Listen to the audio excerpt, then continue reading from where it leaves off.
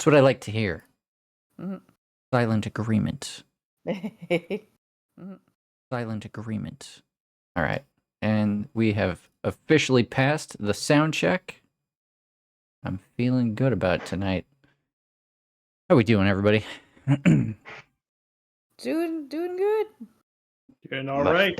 Happy to be rolling dice. Happy Friday the 13th. Oh yes. Hey. What a fine night for nothing bad to happen. Mhm.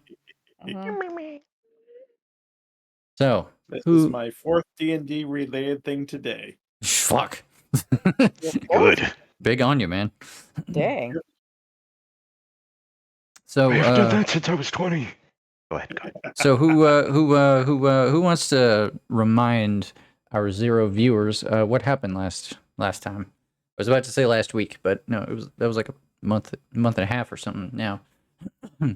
Feels like. Last time on D&D, the Brain Cell Brigade ran into a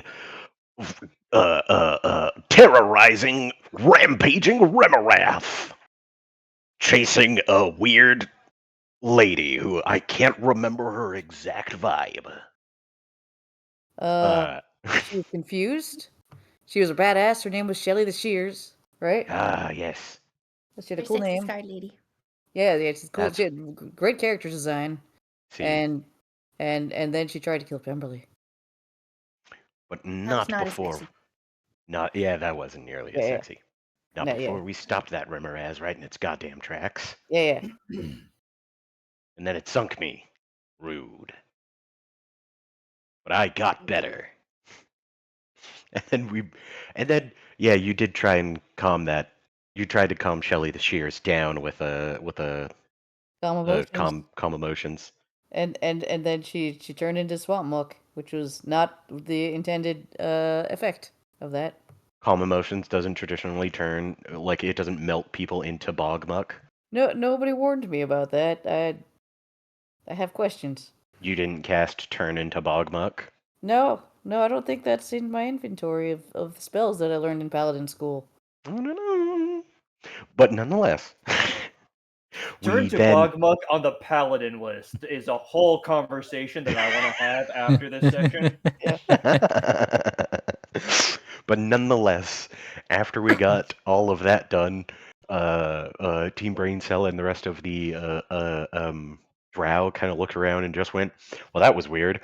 Anyway, on to Dorja again. Jeez. Yep. And then, onto you. Yeah, what happened to Zakar? The other side. You got a phone call from someone? Not a phone call, but a... Yeah, I think there was some sending of discussion. sorts? There was some discussion about the Doom Hole, Yep. and how it used to be a it used right, used to be a portal to Sigil. Yeah. And then for like the Lady of Pain blocked it off or something?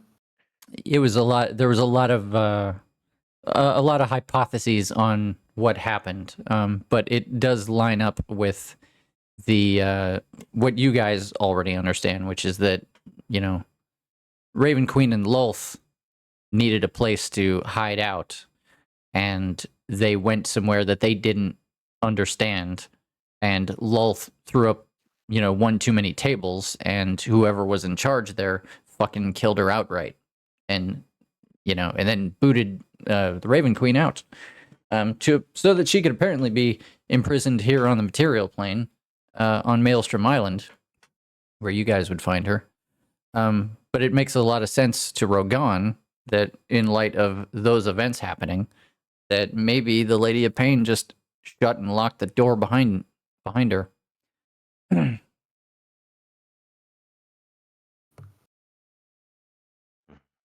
There was also an encounter with a mysterious lady who didn't like some things that Zakar had been getting up to. Yep. And then Brando showed up on a helicopter. So. Yep. Yeah, he's got a helicopter backpack. Yeah. I like how Yeah. you're doing the sound better Mhm. than me. Yeah.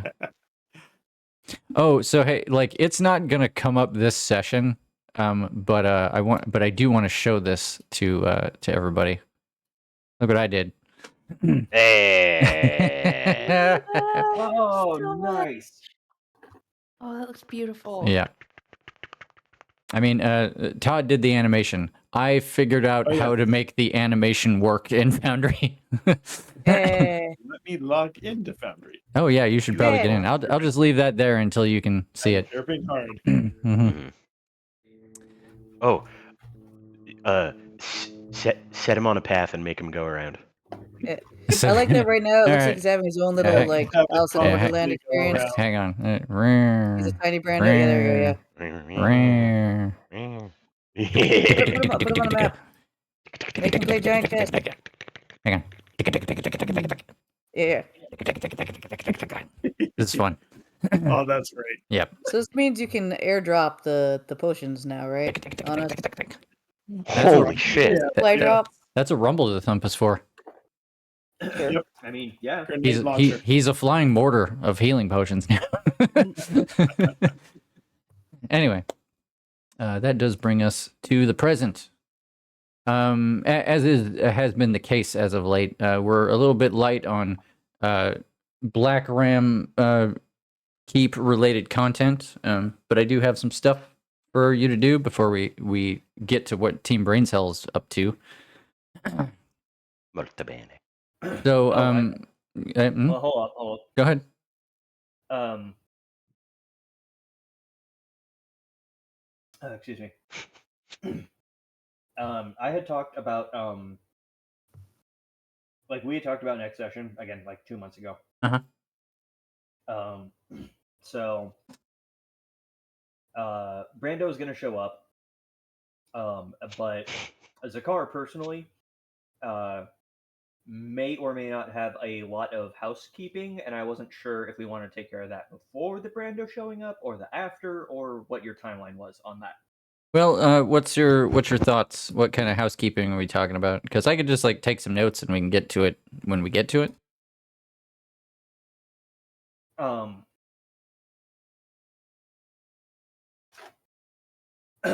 Well, given that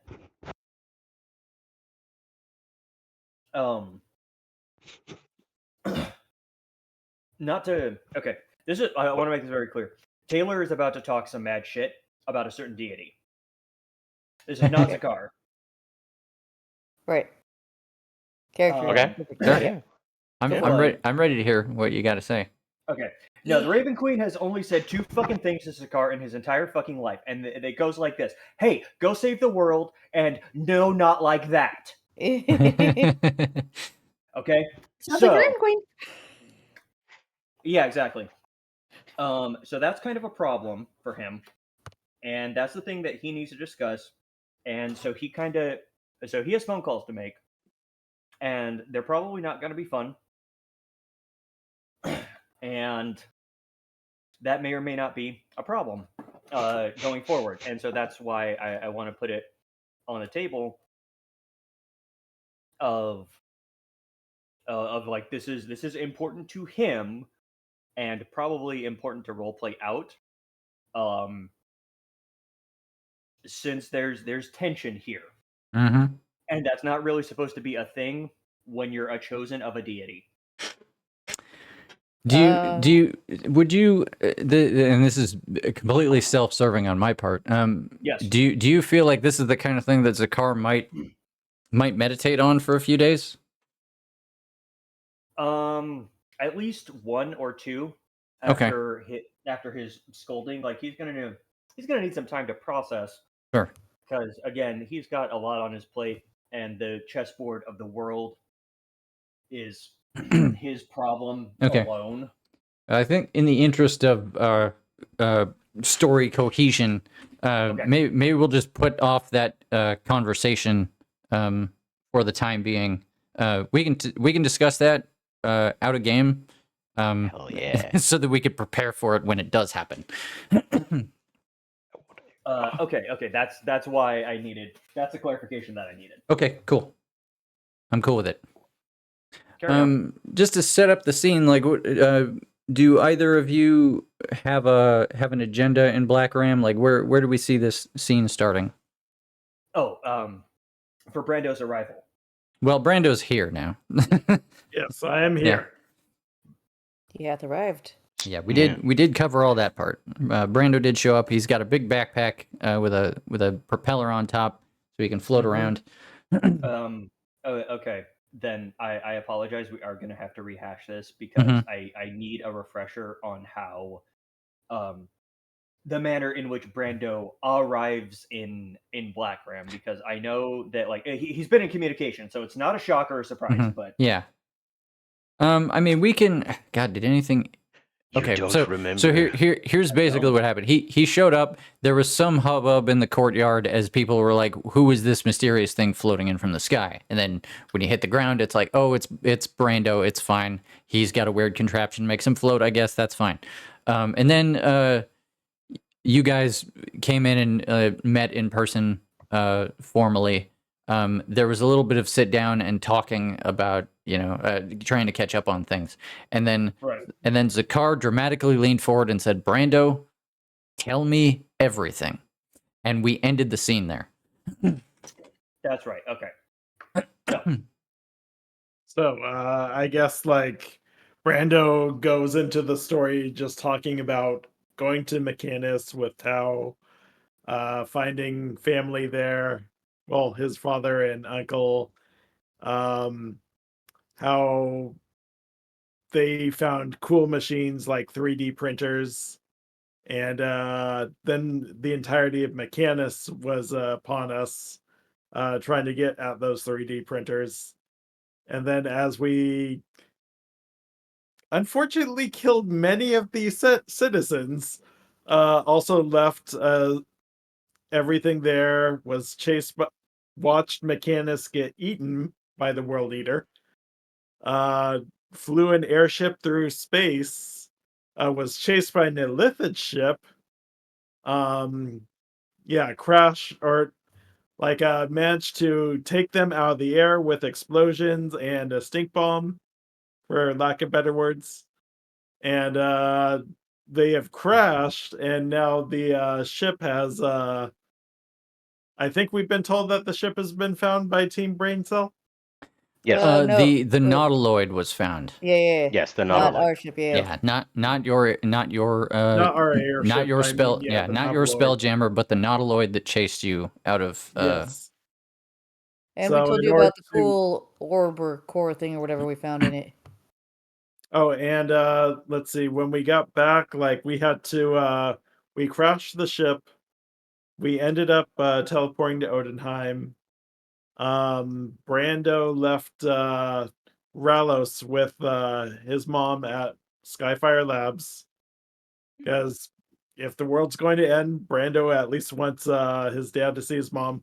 Plus, if he's in at Skyfire Labs, this might be like perfect for him because he can utilize that again. Who knows? But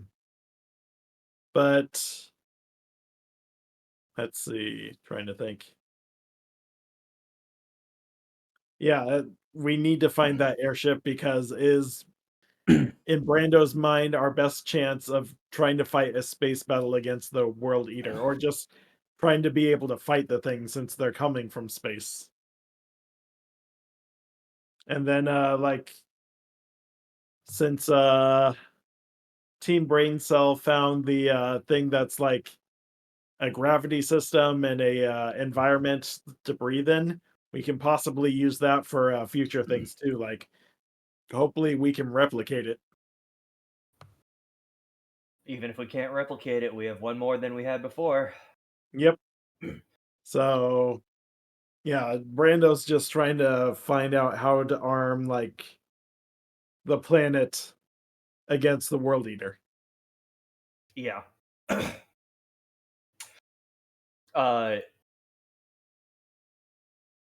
Zakar gets up out of his chair and gives and kind of paces around the room and says, "Well, That's definitely not the news any of us were hoping for. Nope. But it's more. But there's at least good news along with the bad. Because we have several more Skyfires than we had last week.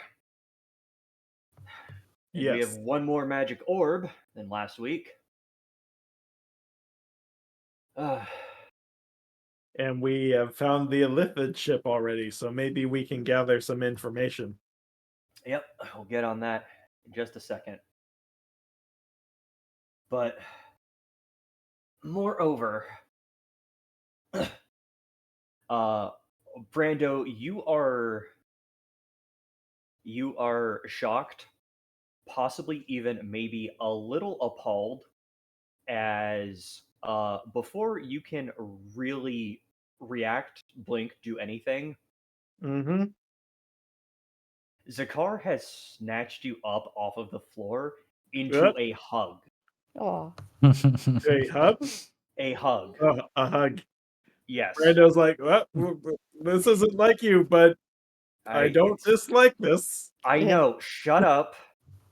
Thank Raven. You are back. Brando finally returns the hug. It is good to see you.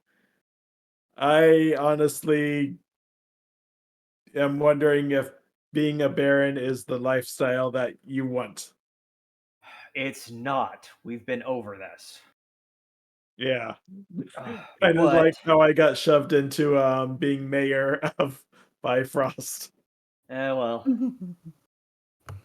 I don't want to be it, which makes me a good candidate because I don't want to take advantage of it. Exactly. Now, here. And he shoves a bottle into your hand.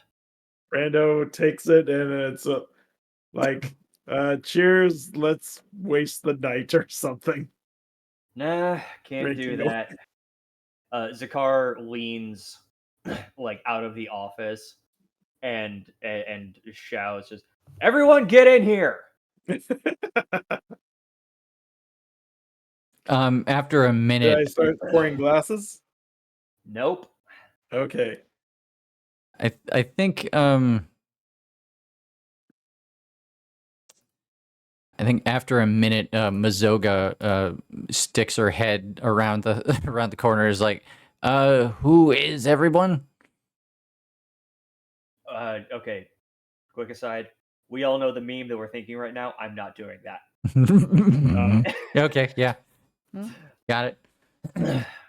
Mazoga, we have a crashed airship to find. It's everyone. And we have no clue where it is. Well, so we have an army, so everyone won't fit in this office. So I could bring like lieutenants and stuff, or you could just come downstairs.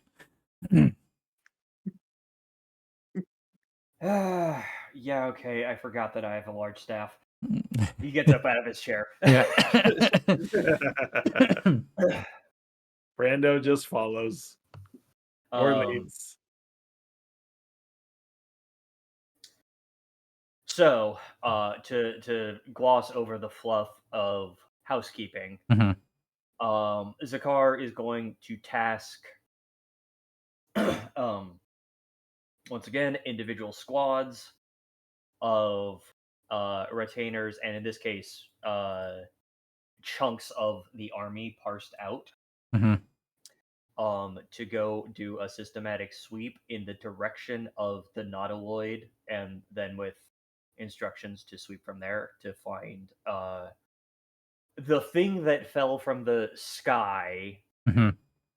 Since there's probably only the one that we don't know about. Mhm.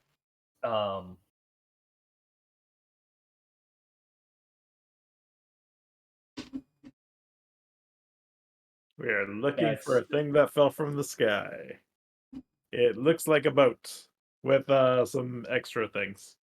Yeah, a boat that fell from the sky. That's also kind of weird. Yeah. That's the long and short of it. Okay. Cool. I think Mazak understands the the assignment enough to be like, he can put a game plan together for the troops if that's what you're looking to do. Pretty much. Yeah. Okay. So he's basically going to split up search parties and make sure they're coordinated and covering, covering ground in a reasonable and efficient manner. He's on it. Yeah, exactly. It will take much scouting around the world, even. But it needs to be done. I mean, maybe, but it's probably on the same continent as the Nautiloid, which rules. No? That would be the hope. Brando, make me a check. We were so high in the air, like it could be literally anywhere. But history check or something? Fuck, I don't know. Sure. Something intelligence based would be fine. Okay. Bifrost, no, 5 pints, Brando. History, normal. Yeah, all right. Yeah. I would say going back through your memory and trying to be like, okay, where were we? What kind of altitude were we at when, when it happened?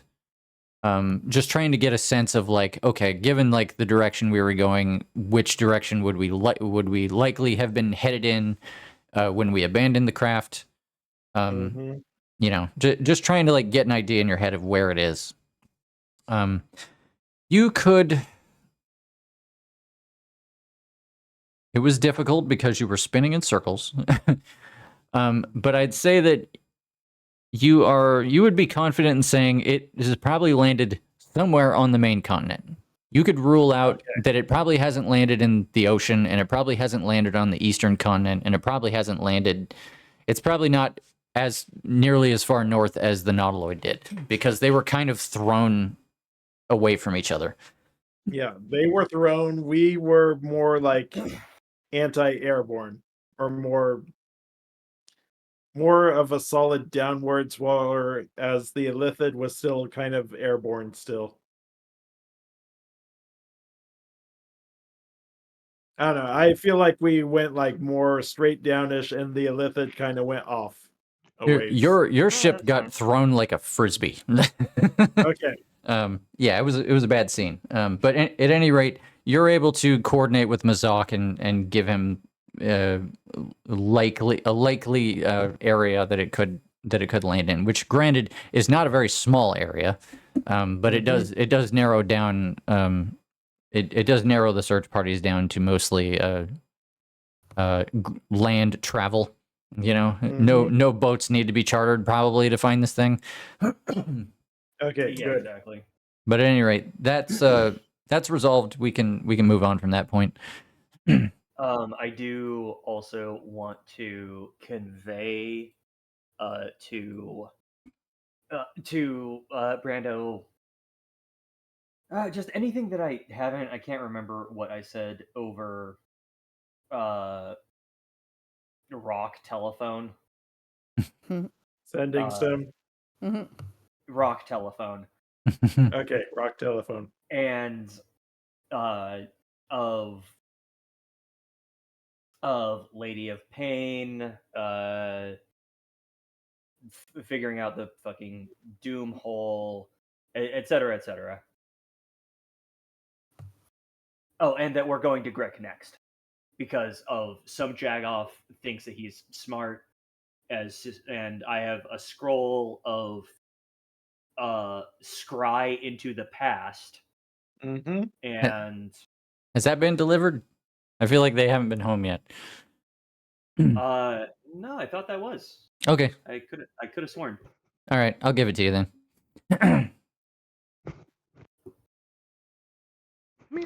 Oh yeah, no, they totally handed it over. Okay. Because I believe you. I forget things. You too. have it in your. You have it in your stuff. Yeah. Well, no, If you have it in your stuff. I mean, I'm sure that I do. I didn't check. But more specifically, it's the memory in my brain that was Zakar trying to look at it and determine like, is there anything about this? And the answer was like, lol, fucking no. Mm-hmm. And yeah, that's it. I don't know. Ask a wizard. I do remember yeah, that. exactly. So it's like, okay, yeah, that's Yeah.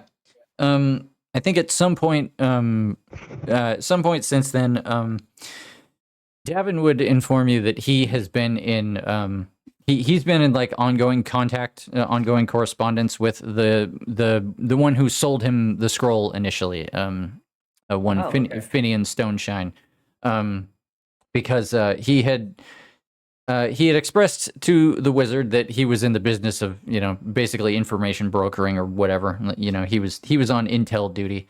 And because you guys dropped a sizable pile of gold on the guy, he was basically like, I got a bunch of old books I don't need. So I'll go ahead and just hand them over to you. And Davin was like, well, that would be great. So just letting you know, expect a shipment of books at some point. We don't know what that's going to look like, but it'll be a thing that Davin can use in the future to cut down on the amount of like field work he has to spend time doing. awesome. That's valuable. Yeah. Yeah.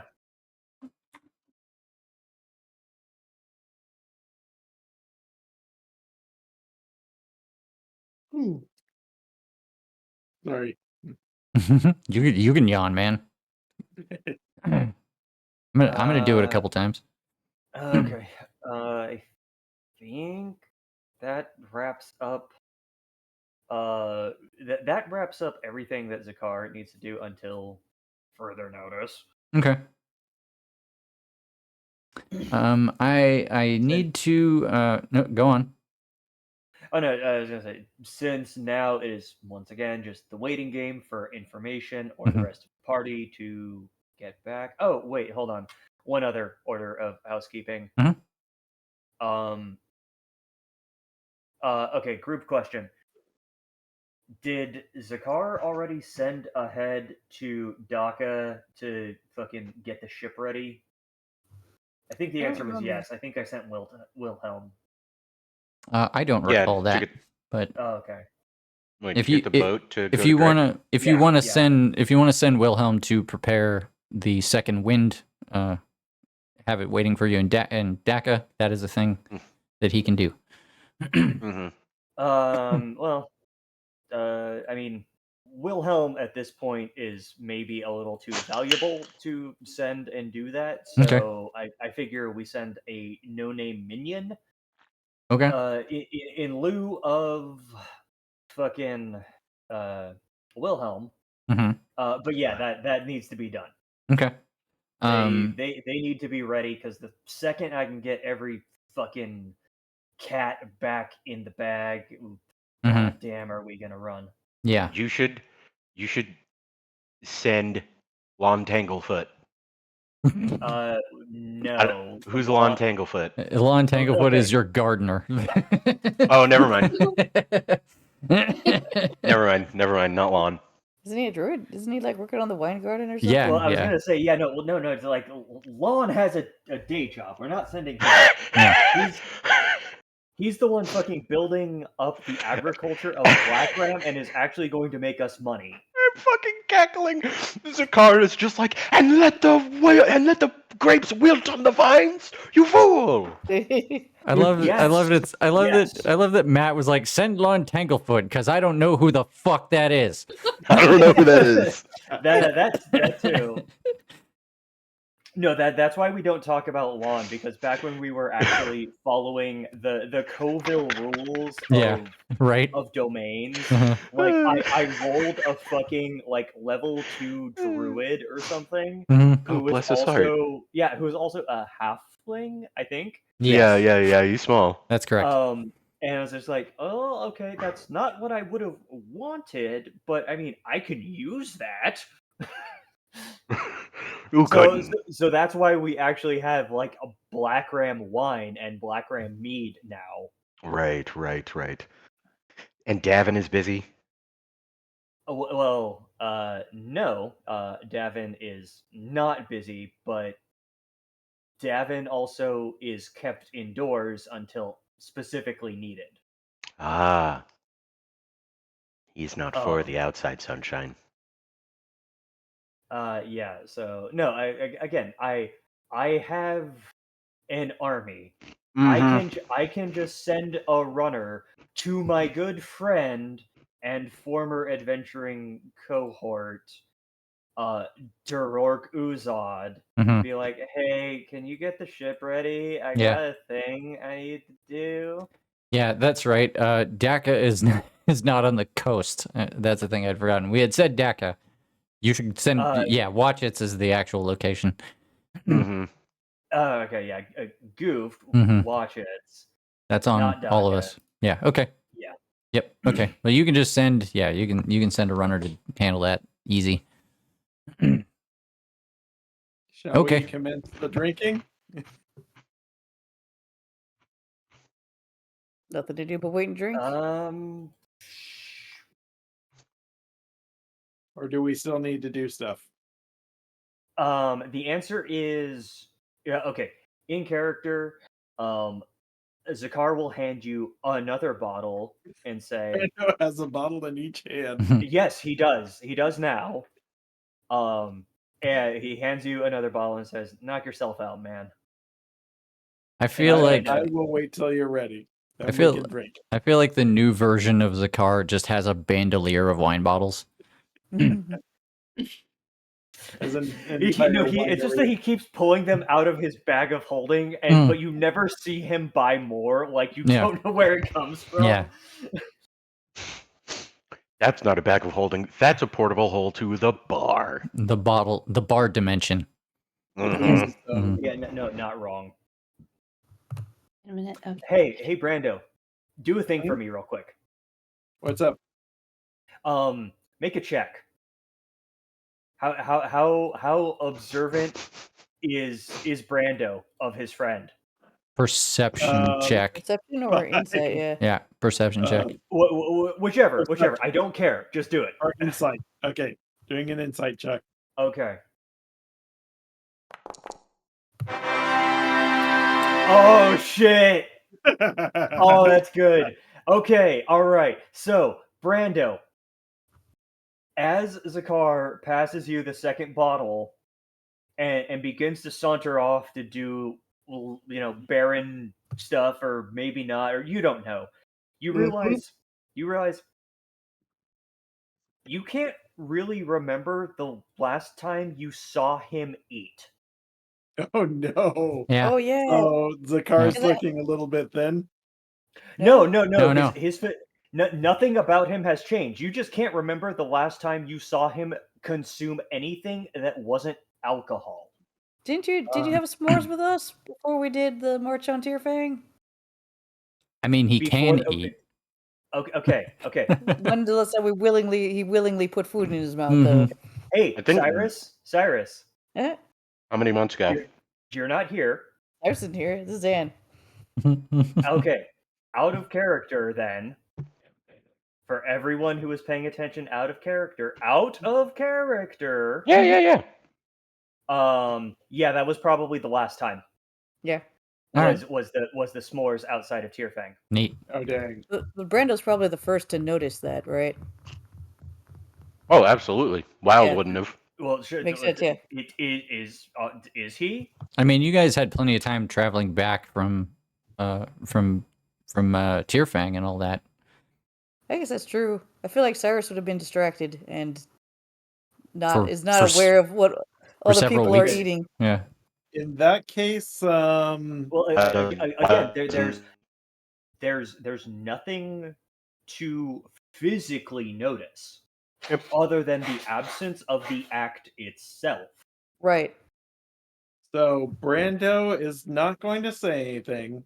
As Zakar goes off to do his thing, Brando makes off to the kitchen and has the chefs go like, "Hey, what does Zakar like to eat? Make his favorite meal." I'm gonna stop you, actually, Brando. Nope. We're not gonna get to that point. We're gonna get to. So you guys were in the courtyard. You were having this whole discussion about sending out search parties and figuring all that stuff out, and then Yeah, it was just coordinating and then it was just Zakar and Brando, and Zakar handed Brando too much liquor, and then sauntered off. And it is at this point that things get strange. But before we get into that, we should probably check in with the others and get them up to speed.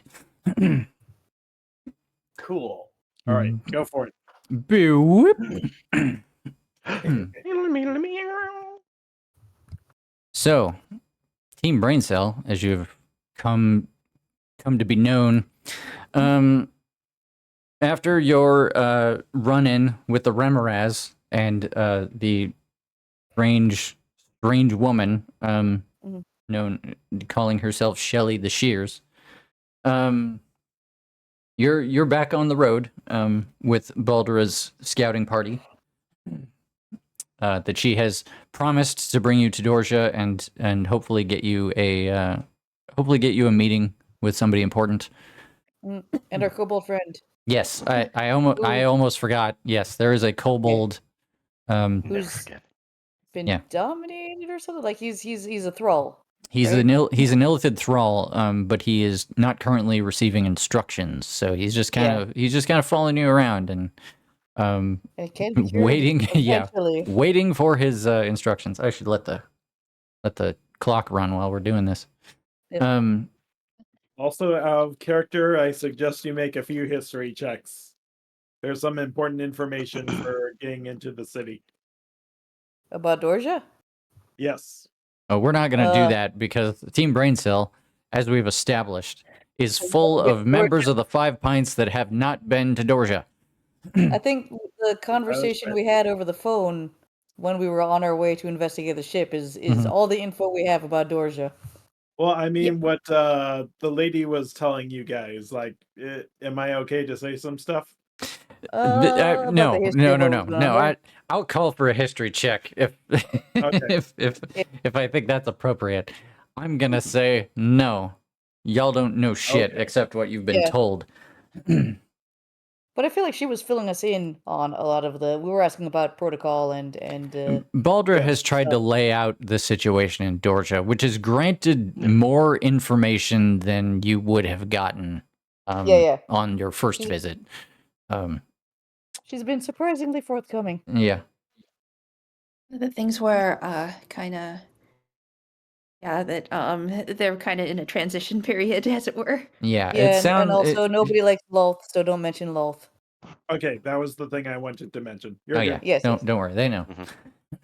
Anyway, a couple days go by. I'm just gonna go ahead and I gotta open the fucking where's the fucking calendar? Advanced time, advance it. There's no day forward button. I gotta make one. All right.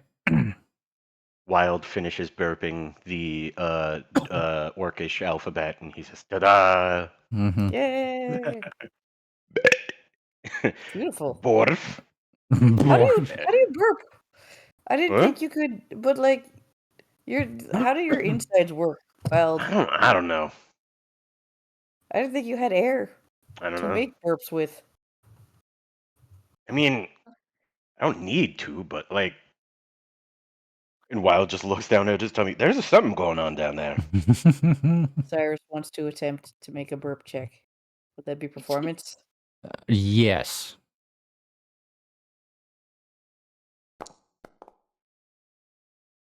I get out like 3 letters.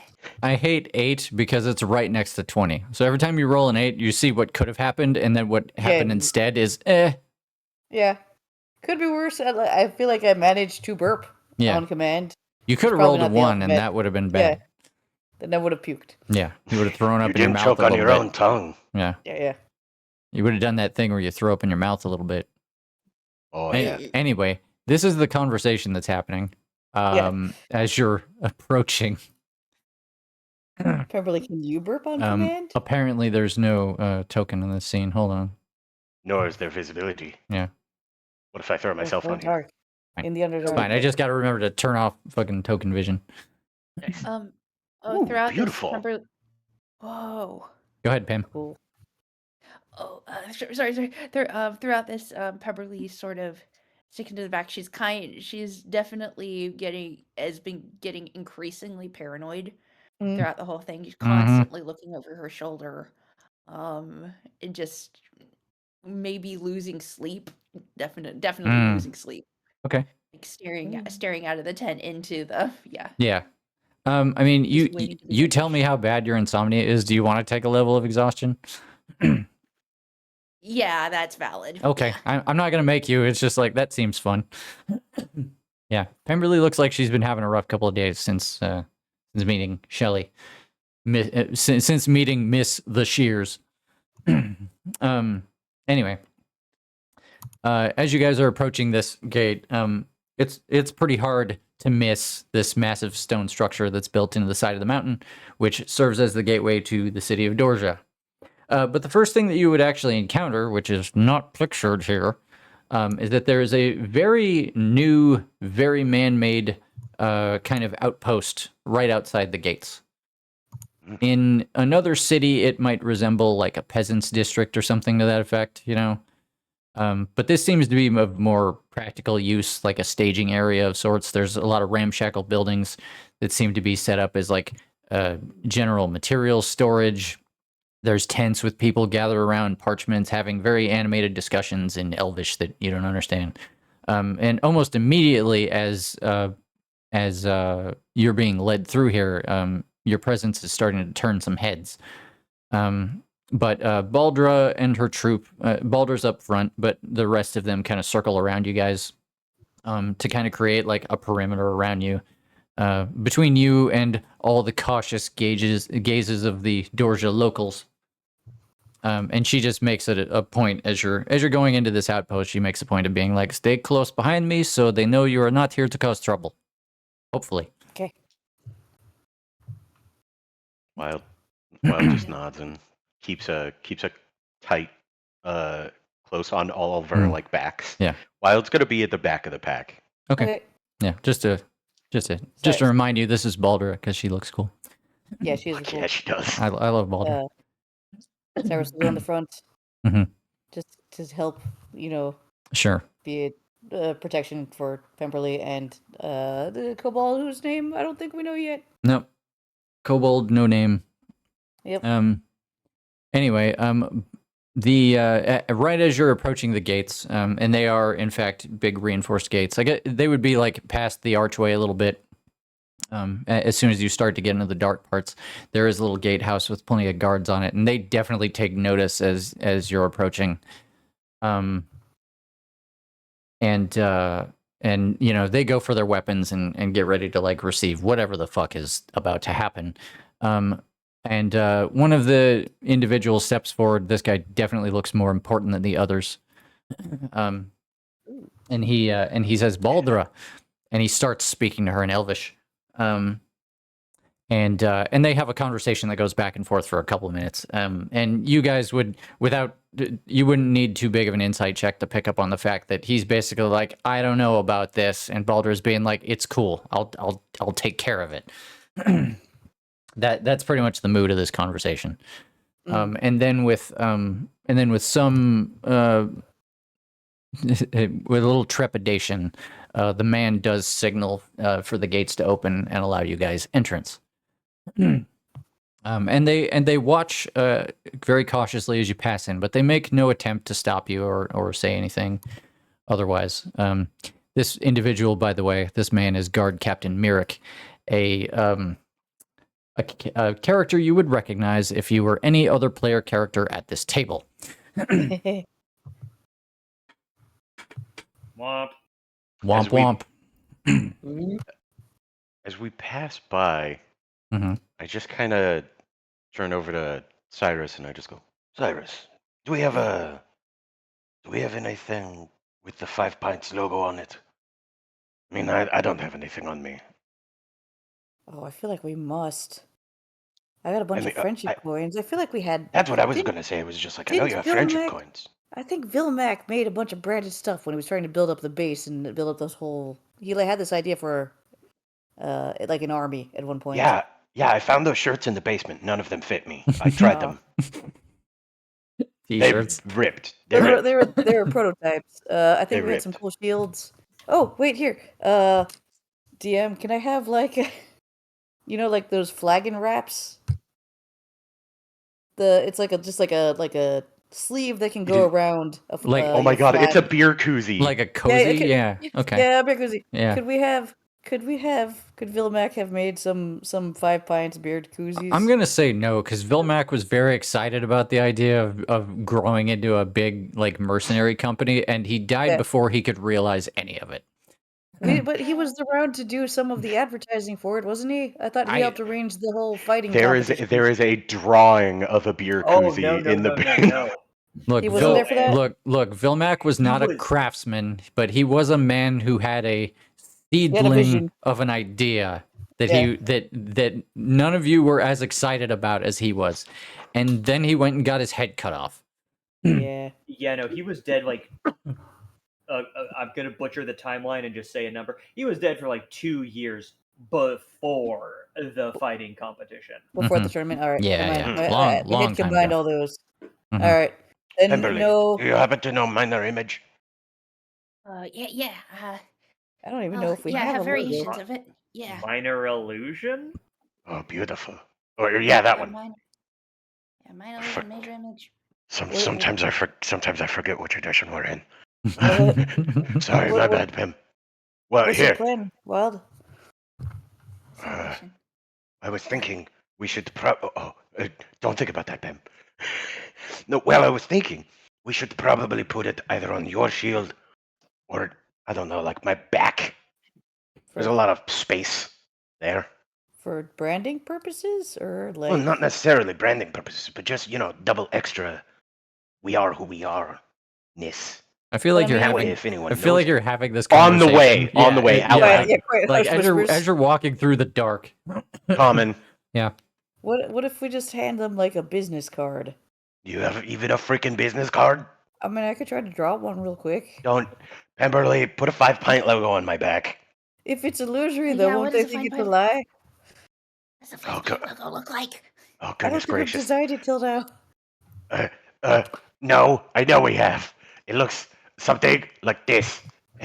And then, it's a mug Mug? like this, Okay. Mhm. like this, okay? Okay. But Okay, there's okay. 5 of them. Yeah, there's There's 5 of them. Picture, like if you a- will, 5 pints. Well, you know how there's like the then- heraldic crests will sometimes have like 3 dragons in a row, or 5 lions or whatever. Imagine Oh, that, okay. but 5 beer mugs. So it's like a place where everybody knows your name. Yeah. Exactly. I think it's Tarzan. It's such a place where you would cheer the return of your fellows. Yes. yes. Fucking damn it. And then Uh, and then there's Okay. another one. There's another one here, and another one, and another one here. And they're all kind of like splashy. And then there's like one last guy, and he's like right in here. You see what I mean? Nail splash.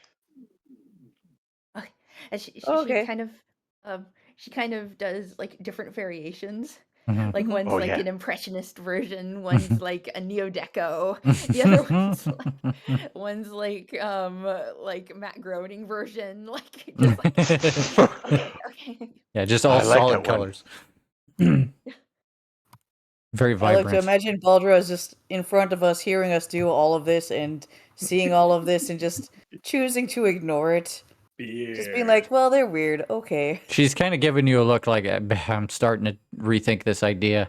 Can we? Hey, wait, guys. Should we like see if we can like group test it? Like see if she has opinions on it.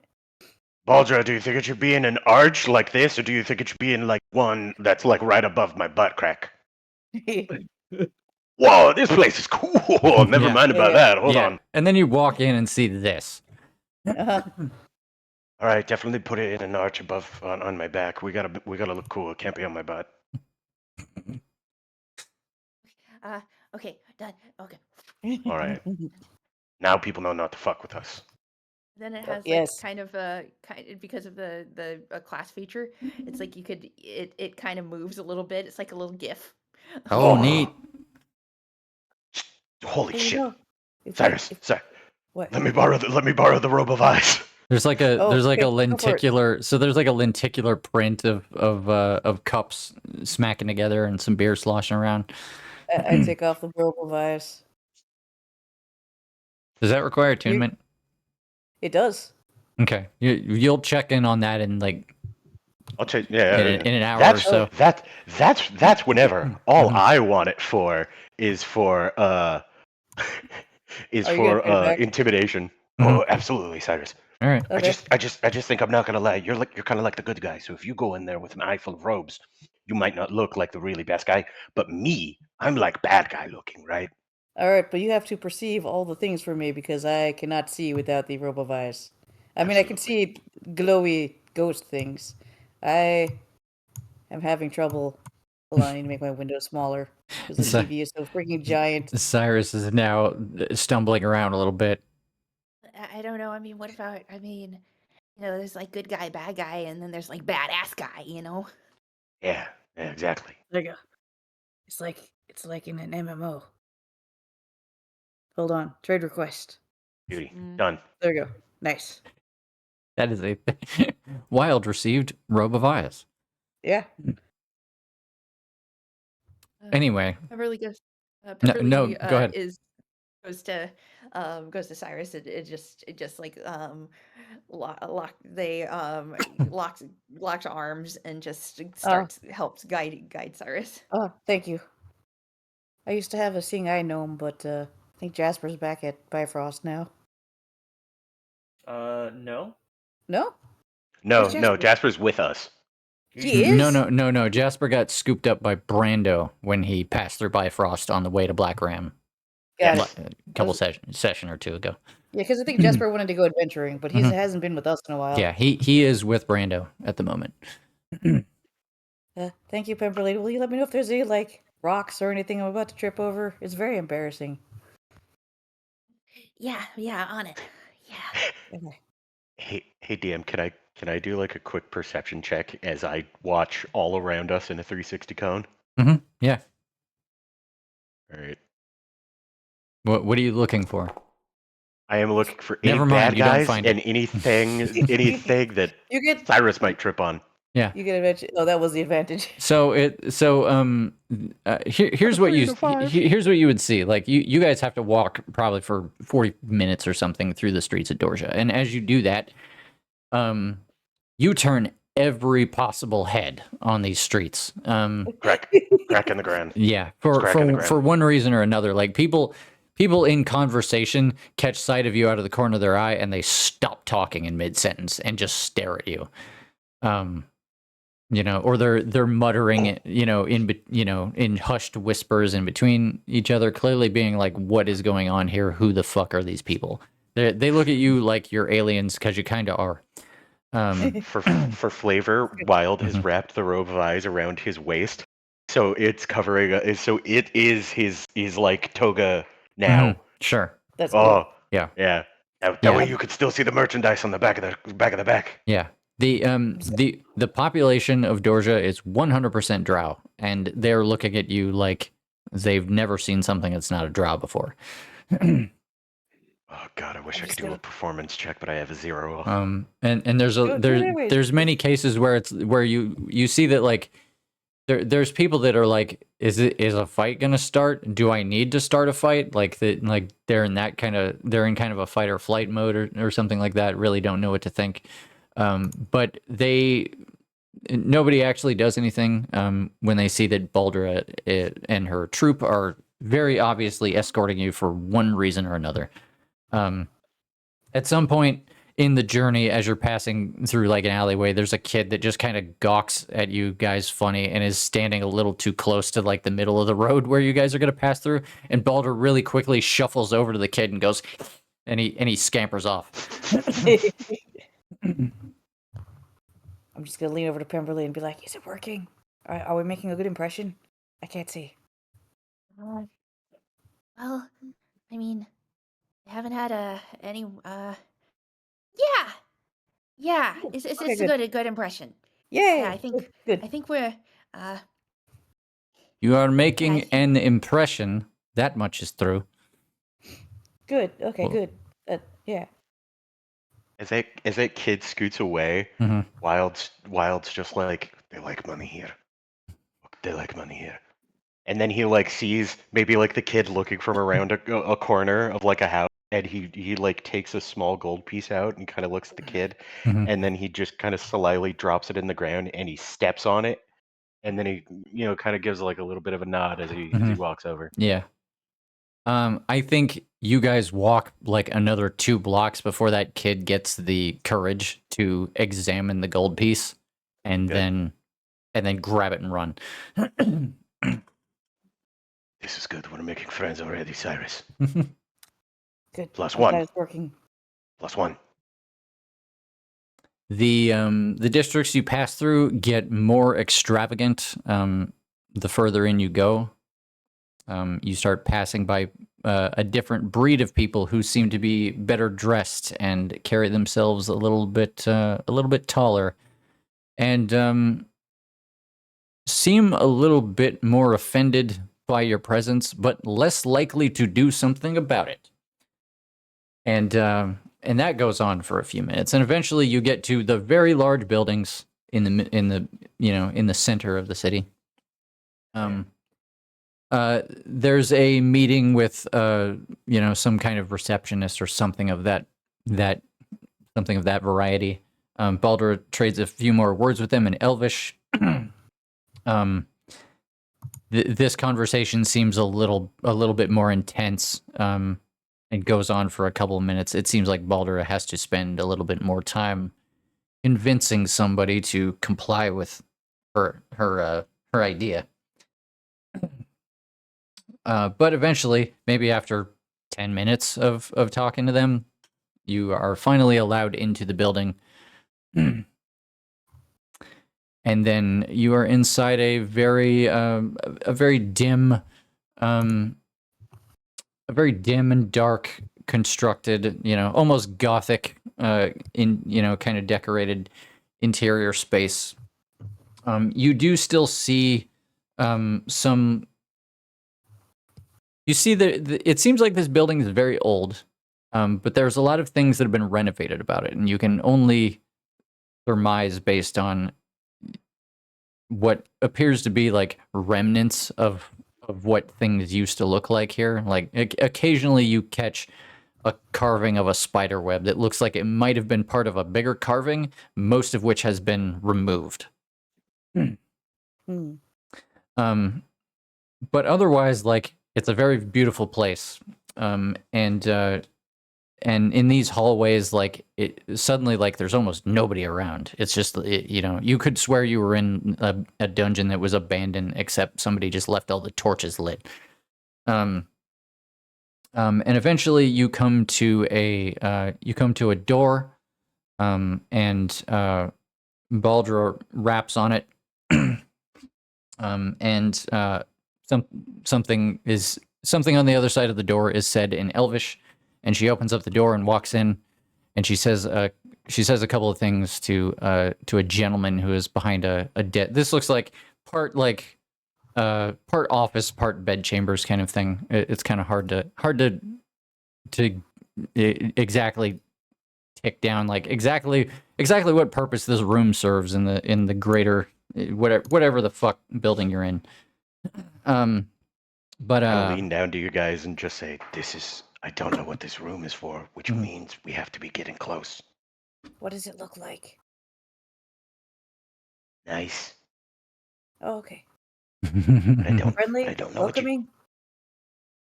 I mean, I'd go to bed here. Okay, cool. Baldra trades a few words with a gentleman who is leaning up against a desk when the door opens, and he looks like this. Oh, hell yeah. They say a couple of things, and after a minute or so of trading words, the Baldra finally bows her head, and then turns around and puts a hand on you, Wild, probably because you're the closest thing nearby, and she says it's up to you now. No pressure or anything, but if you fuck up here, I will be killed also. Oh, Don't worry. And then We've come too far. and then Wait, and, But before we go in, what's his name? And then, is there anyone else inside that we are gonna need to know the name of? his name is not for me to tell. Okay. Nice And one. she gives you a wink, and she departs with the rest of her fellows. Be safe. Don't die. I like And Baldra. the gentleman makes a motion for you guys to enter. I step up and step behind Cyrus. Cyrus is the lead on Okay. this, Okay. with Pem slowly, I'm gonna try to escorting him forward. confidently walk forward and pretend like I'm not being escorted, but definitely be like, okay, Right. I'm just walks forward. Confidence. Make a dexterity check, Cyrus, just because it's funny. Oh, boy. Remembering how to character sheet. Details? There you go. Hey, Yeah. can I give Cyrus a Yeah, that's about right. Nope. yeah? Without the robe of eyes, you did not see the loose stone in the floor, and you kind of stumble into the room. Ahem. Oh, sorry, didn't see that one. Was that something important, like a pot or anything, or was it just floor? That was a rock. It was right. Okay, It was a okay. rock. Brushing And- it off. and Brushing it off. Maybe they didn't notice. The gentleman goes, "I noticed." Oh, pardon. Thank you for agreeing to see us, or to let us come speak to you. Boy, this is a good start. The gentleman actually has a kind of a he doesn't look as dour as he does in the picture. He seems to be carrying himself with some amount of, I don't know. There's I don't want to say a jovialness to him, but he seems soft enough that he's not offended by anything that's happened here. If anything, he's a little amused. The arch to his eyebrow is one of haughtiness and upbringing, not of disapproval. Yes. Okay. Yes. There you So go. far. The word that I was going to suggest was an air of temperance. Sure. Yeah. Let's go with that. We appreciate that it is not normal for outsiders to be entered into this place, and we know that we would not normally be welcome here, so I hope that this will help communicate that the urgency of why we've come to talk to you to some degree.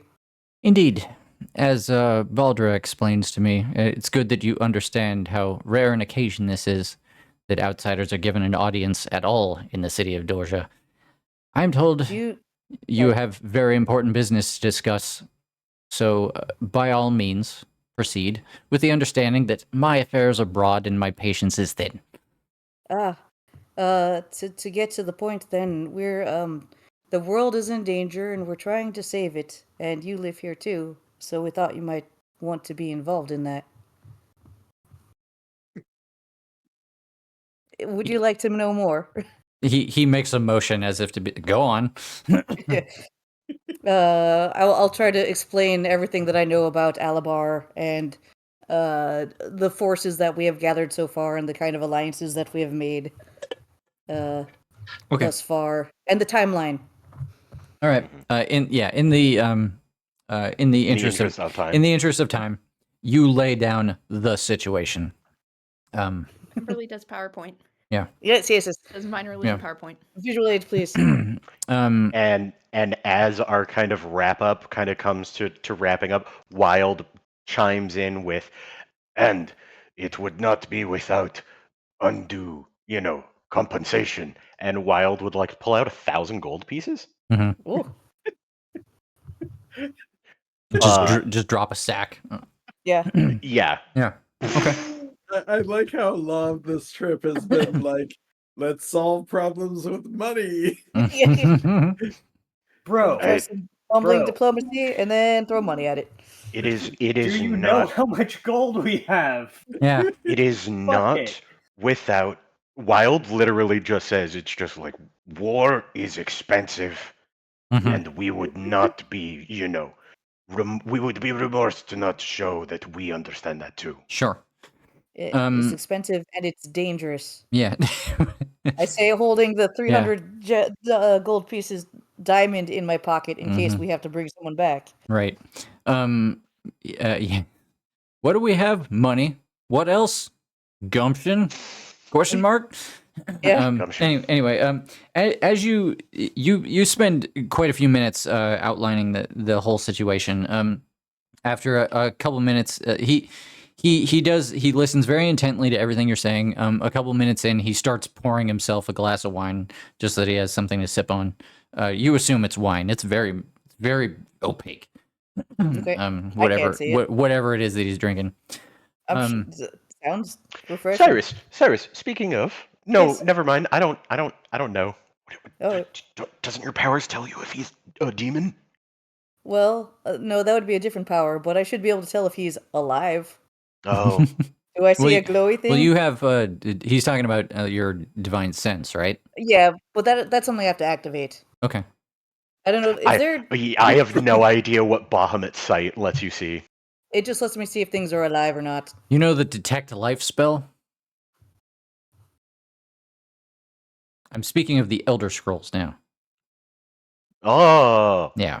That's basically I know what, that shout. That's basically Really? what. Yeah. Imagine you have detect life on, but your graphics are turned off. Yeah. I only see. He can Glowy only life see bubbles. he can only see the life forms and nothing else. Yeah.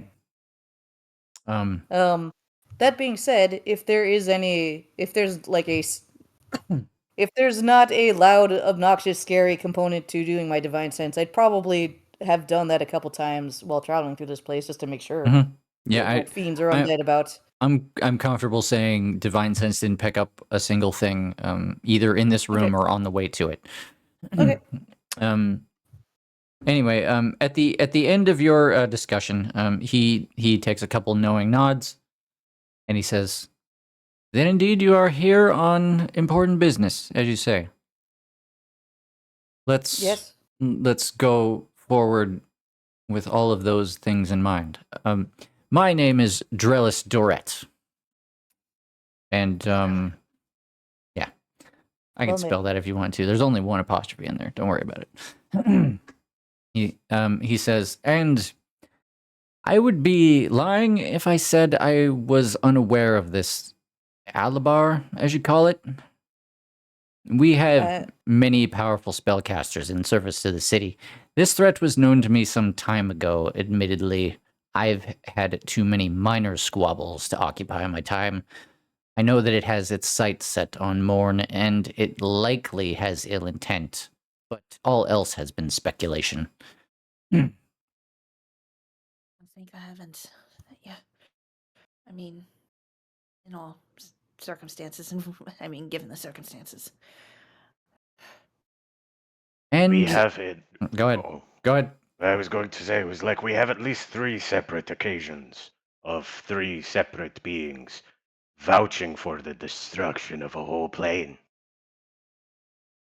And then is there any spider motifs around here? Not in this room. Certainly not. Right. In fact, make an And insight check. Oh, good. We were also warned not to mention her. Wild, make an insight check. Okay, moving on. There have been even deaths in the Pantheon. There you go. You know how it is. He gets very stern and he drinks that in for a minute and then says, "And your intention in coming here was to entreat for Dorja's assistance in thwarting the creature." Yes. To be perfectly upfront with you, I, personally, am unopposed to your plan, vague as it is. There are, however, two matters that stand before us. Matter the first, asking the people of Dorja to cooperate with outsiders with little to no preamble or personal gain is perhaps the greatest request one could make. The people would listen to me on this matter, but I would lose a great deal of good faith in asking them to trust. But I could be convinced to face the wheel. Which brings us to the second matter. Go on. He takes a very big gulp from his wine. And he says, I think the first thing he does is he raises a hand and the door shuts behind you. And then he says, you are outsiders without material or emotional stakes in the city and its affairs. So I do not mind sharing this information if it furthers our cause. But I wish to make something abundantly clear. If any of the people of Dorja learn what I'm about to tell you, you will not leave the city alive. That is a promise. Understood. Yeah. Good. He makes he slaps his desk as if to be like, okay, moving forward. I apologize for the history lesson. In the time of her predominance, Lolth had a champion. Here in the city, the champion was known as Silkblood. She was a feared and eminent warrior without equal, a true exemplar of Lolth's will. Silkblood's deeds were efficient, effective, and done with an otherworldly reverence to the Spider Queen. Silkblood was not a leader by any means, but she was nonetheless important to Dorja. Extremely important, not just as an icon or a defender, but as the voice of Lolth herself. There were priestesses that were trusted by the leadership to serve that purpose, but as time went on, Silkblood gained a particular concordance with the Spider Queen that made her influence impossible to ignore, much to the chagrin of many priestesses and nobles whose importance was undermined by Silkblood's direct connection to their god. He says that last bit with a little bit of a smile, as if that's a part of the story he finds particularly entertaining. He goes, Lolth's disappearance goes unexplained in the city. We, of course, have many varying theories. Most of those ignore the fact that a few years before the priestesses stopped hearing Lolth's voice, Silkblood likewise disappeared, never to be heard from again. The assumption is that in light of Lolth's silence and the changing political climate of the city, Lolth's influence could not prevail here. So most believe that Silkblood left and became the reason that the cult of Lolth still pervades across the world. Drellis takes a really big breath and he says, what the people of Dorja do not know is that after almost a century of service, Silkblood developed a particular perception of the relationship between herself and Lolth. She believed perhaps they could become companions, paramours even. Silkblood believed that she had become close enough that they could be considered equals. As you might imagine, the Spider Queen thought otherwise. As it turns out, we are all considered insects in her web. The backlash involved physical and emotional torment, the likes that no mortal should have to endure. Lolth did everything to try and break Silkblood's spirit, so Silkblood gave up the sword and her faith. She turned her loss into rage, swearing vengeance upon Lolth, Dorja, everyone she met, upon Morn itself. A few years later, the connection between them severed, confirming the most grim of theories. The Spider Queen was no more. But you know that already, don't you? We do. Things are different now. Dorja is growing into something different. We don't know what it is just yet, but we don't speak of the Spider Queen anymore. to follow her tenets is punished harshly, and I'm confident that if a follower of Lolth so infamous as Silkblood were to return, there would be no tribunal. Do you know what became of Silkblood? Yes. He looks around a little bit. He puts his wine down. He takes a couple steps towards you, kind of in the middle of the room. He flicks his wrist and conjures an ornate silver key. And he crouches down, takes a knee on the floor, waves his hand over one of the stones, and reveals an invisible lock that is latched to the floor. Key goes in, he opens the floorboard, and extracts from under the floor an ornate helmet made of blackened metal. And he lays it down for you guys to see. And it looks, One second. Looks like this. -1 in Arcana. It looks like this. Cool. Let's get the rune helmet. I'm just gonna lean over to Pemberley and be like, "What are we looking at here? Wow. Sorry. What are we looking at over here? What are we seeing?" It's a helmet. Has like some sort of. It looks like a jaw, like a mandible, kind of cool. like with kite. Kind of, it's metal, but kind of like chitin-esque. Oh, like a bug helmet. That's cool. Yeah, well, sort of spider-like. No, not spider-like, insectoid. He's looking up. She's looking up and trying to be like the nicest way, like the nicest and most flattering depiction of this helmet. Well, are you passing me the robe of eyes back in the middle of all this?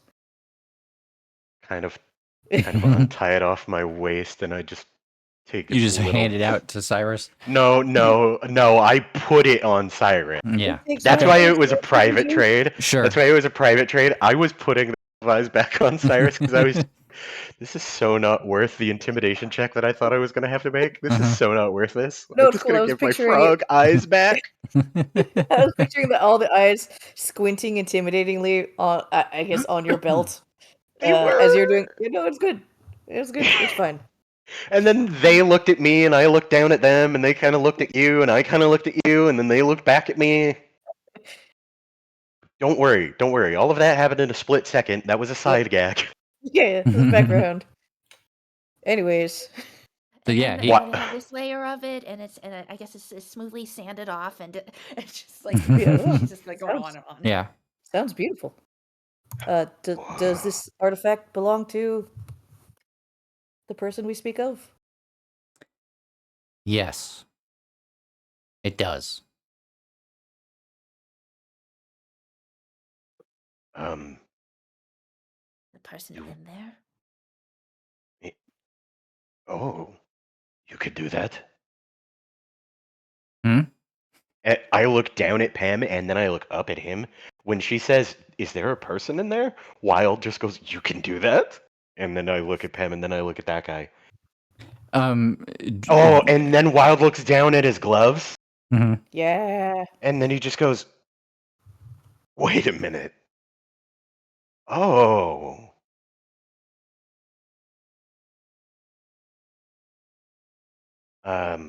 Do we put it on?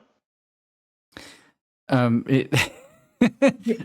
you're looking at the helmet like, oh, so like they're in there still. That Yeah, sounds very they. cursed. And vanished into a helmet. Adrelis kind of like, he does that, like eyes closed, kind of chuckles to himself like that like, oh boy.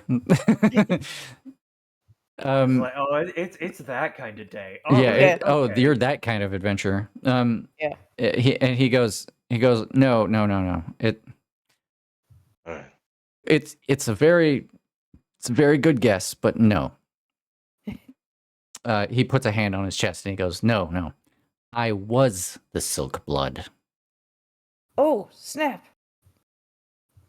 Oh, I've gone through great pains to not be that person anymore.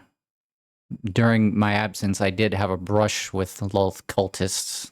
They thought I'd be a powerful ally in their servitude of Lolth.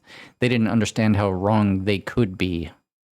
But in that time, they did manage to separate me from my armor. The helmet is all I have left of those times. Oh man. But if Oh, I'm sorry. you are, no longer working for Lolth, why do you keep this a secret from your people? As I said, if someone like the Silk Blood was ever seen in Dorja again, there wouldn't be a trial. I see. But it's why I am the way I am now. He kind of motions to himself. He says, 50 years ago, the people would have scoffed at the notion that Lolth's most trusted champion was a man. Luckily, Lolth taught me many things in her time, so changes were made.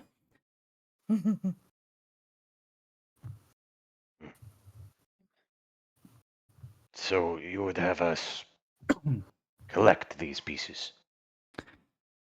He makes a a show no. of faith. He makes a knowing nod, and he says, "The Spider Queen's influence is gone, but a significant fragment of it lays dormant in the armor of her champion. The armor is a powerful relic and the closest thing the cult has left of their god. They can't be allowed to keep it. Wearing Do the you know where we helmet. could see? Mm. Sorry. Wearing the helmet would activate it, and its link to the rest of the suit.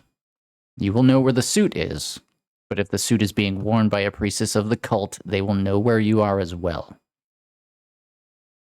Take the helmet, return the armor to me, and you shall have my gratitude as well as my full cooperation." Understood. Yes, sir. And I have a proposal for the part 1 of your problem.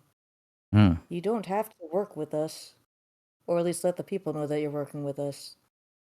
You just have to help fight back to save the world. But if it makes them uncomfortable to be part of a grand alliance, it's just important to know that they're fighting back too. He goes and he grabs a piece of cloth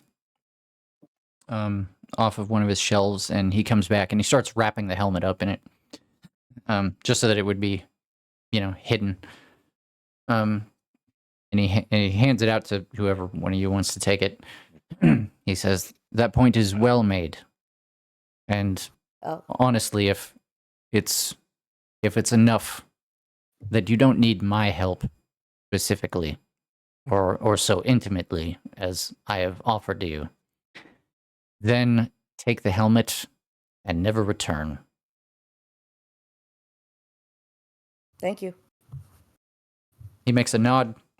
He waves his hand, and the door opens again. I'll just And he awkwardly said- grab the and he- bundle of helmets, I guess. And he yells out in the hallway. He's like, "Baldra, make sure these people get home safely, or at least out of the city." And Baldra peeks around the corner, like Scooby Doo. Kimberly, did you have a question? The doors are open, so Our chances now. No regrets. I don't know. Perhaps we'll have cause to return. No, Well, I good don't news. think we will. No? If you have something, let it be done. I don't know. Can I take a knee and I want to get him? I know what it's. I know what it's like to love someone with all your heart and then have them be not who you want them to be, to worship them, and I just want to say I'm really sorry. Sorry that happens. It fucking sucks. Drellis, with a very soft expression, he takes a knee, so he gets down to your level, and he's like, he says, "I've had plenty of time to grieve the loss of an old life. You take all the time you need." So maybe. I don't know. I'll be able to help you out on the thing you need as well. Give you some more closure. God. And I think you guys leave. Mm-hmm. As we exit, Wild is just going to, unless Pen protests otherwise, he's just going to put you up on his shoulders. Oh. Well, You guys are taking the helmet, yes? Yes. Oh, absolutely. Okay, cool. Wait, just Once to be clear, once we out of get out. character. Oh Sorry. yeah. Out of character, we were supposed to take the helmet regardless, right? We just have a choice of he finding was the pieces and bringing it back. yeah, you get the feeling like he doesn't have a use for it anymore. Okay. But he would feel better knowing that the armor was not in the cult's possession anymore. Yeah. Okay. So he's either like take the helmet and and never come back to Dorja ever again, and we'll deal with Alabar the way we see see appropriate, which could be nothing, could be something, or come back here with the armor and have a friend for life. Yeah. Okay. Once we get to the once that door closes, Wild's just gonna look down at Cyrus and just go, Cyrus, you don't have to put the helmet on. That stuff's crazy.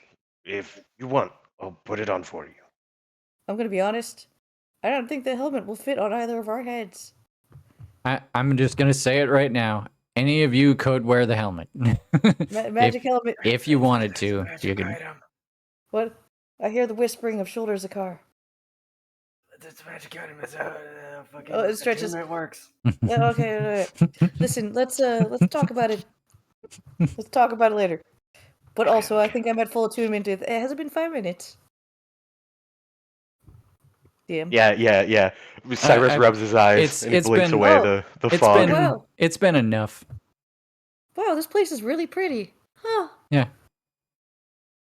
I'm gonna go ahead. Who's gonna take the helmet, just so that I'm aware. Do you want it, Wild, to start with? Because I am, I think, fully attuned.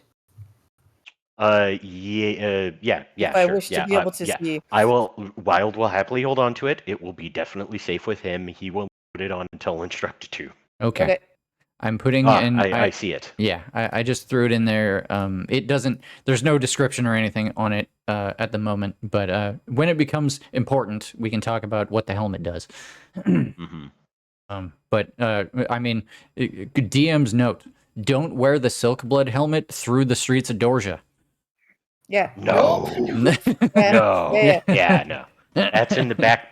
That's in the backpack, and that's staying unattuned. Just tap the bag of holding like that's a great place for that to be. Yep. You're lucky I can't put you in 2 different dimensional holes. That ends up being bad. Chris, I remembered a thing. Speaking of attunement, probably not important right now. Sure. Forest Smasher was the problem last week or last session. Oh yeah, we haven't. We never fixed that. That's right. Fix that whenever you want. Time. Yeah. Making a note. Fix Forest Smasher. As we get out and Baldra, I assume, is there. Yeah, Baldra's there, and she's like, yeah, and like as you guys are walking out, Baldra's like, so no death sentence then, and Drellis is like, no death sentence, Baldra, get out of here. and she nods and is like, all right, this way. You heard the man. We're leaving Dorja again. Do you think they'd be extra mad if we maybe just like? I wanted to grab a little thing. What kind of thing? Like a souvenir? Maybe. What kind of souvenir would you want from here? Maybe we can pay for a souvenir? Like a trinket shop? Like an antique shop? Jingle all my money. I have money for every trinket. Yeah. But don't worry about that. Listen, all I mostly wanted. Do you have any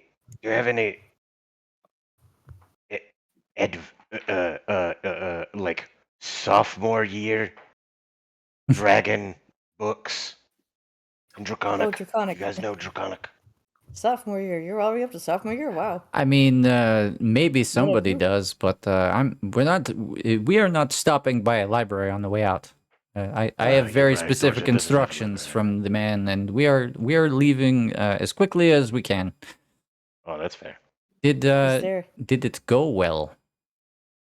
I think it went wonderfully. Not Well, I dead. believe so. We're not Well, I dead. mean, yeah. Hey, are you doing anything? Do you want to be our friend? Can you be more specific?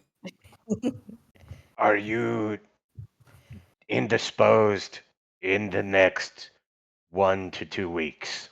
I mean, yes, I will be returning to my patrols and whatnot. Darn. I do important work here in Dorja, and I have no wish to leave just yet. Right. All right, then, guys, I'm not going to lie. Maybe right outside the door, when we get out of sight of prying eyes. I'm not gonna lie. I think I should put this thing on, and I think we should know where we need to go. Because if we have a question that we need to ask, I'd rather ask her now that we can, rather than when we can't. But she is part of Dorjo. Man, I Yeah, wish we could exactly. talk You're in each like a other's brains. She you're a may not. ranger. She may not appreciate the thing that you want to put on. Well, all right. Maybe we don't do What? it in front of her. Never We don't. know. We know sending. We can ask her questions later. Oh, I forget that you guys have cool magic like that. All right, yeah. look Guess we should over really at check back look in. over at her Yeah, Yeah. I mean, as we. Baldur's Being letting you very guys. shady. Yeah, Baldur's letting you guys have your own conversation. I assume that's very natural for her at this point. She Sure. tunes out most of our conversations. Oh yeah, To be yeah. fair, I mean, the conversation on the way down was, "What should our logo look like?" So she probably Yeah. thinks we're just conspiring about stupid stuff again. yeah. I mean, she has she has said before, like, she's the only person in her scout party that speaks common. So she has done the majority of the, the talking to you guys. She hasn't been, she hasn't been a stranger in your conversations and stuff. But yeah, she leaves you to your business when it's your business. That's fair. And yeah, Wild's just gonna go. All right, let's get the hell out of here. Yeah. Thank you for It's this good to tour me. through your lovely city, Mm-hmm. Yeah. and Yeah. you're trusting us to bring us into the city. It means the world, like literally, Well, and saving it and stuff. it seemed important, and I figure, what am I what are we doing here if we are not taking risks for the greater good? Yeah. I think you guys are in the I think you guys have good intentions, and I think it was worth taking the risk.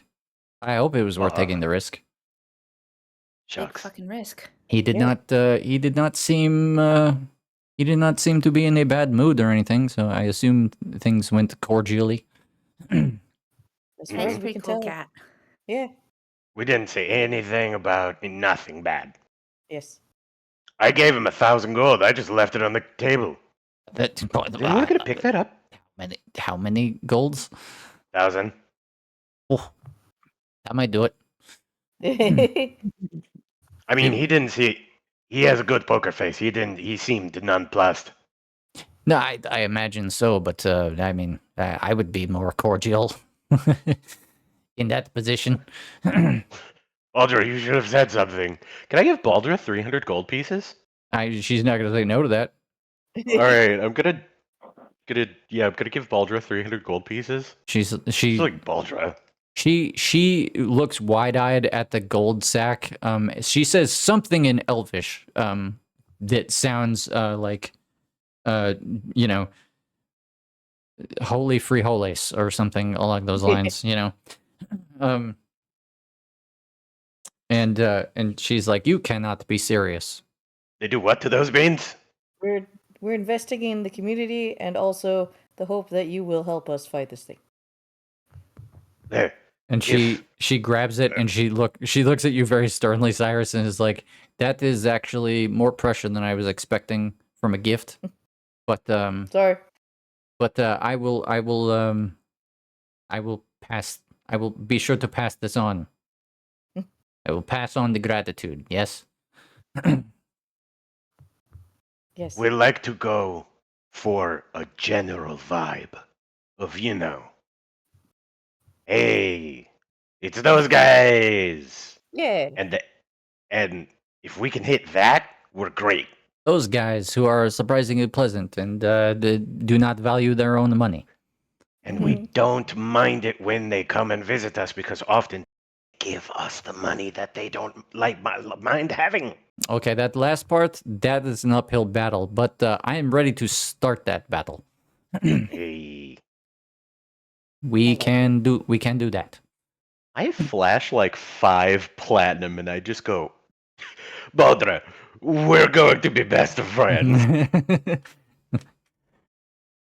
I think we might be going a little overboard Yeah. with the money at this point. But Wild, we can't just buy friends. How much? Why? How much money is platinum? It's a lot. On our way out.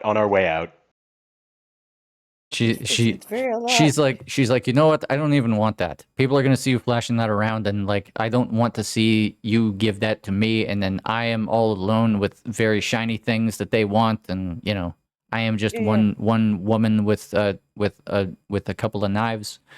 I just wanted.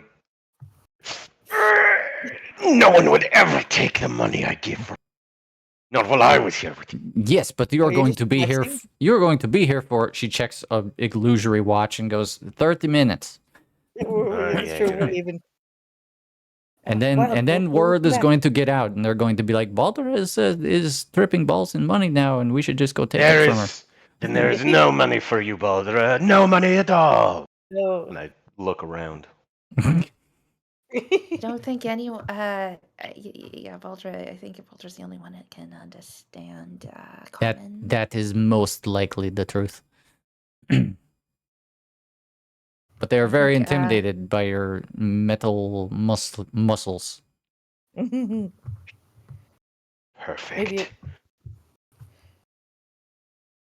Maybe at least wait till we get outside before giving her more money. So That's there are fair, that's fair. less eyes to watch the shinies passing hands and plotting to jump her, I guess. Mm-hmm. Okay, Wild files in behind. Okay. Him still securely on his shoulders. Mm-hmm. Well, Unless we pass under something really tall Yeah. or short. No, I think you guys pass through the city mostly kind of much in the same way that you came in, just in reverse. Are there any candy shops in Dorsia? I mean, we had the candy conversation. I was very confused, so That's right, I yes. would say no to that. What about what do you like to eat as a treat? As a treat, oof. Yes. It doesn't have to be sweet.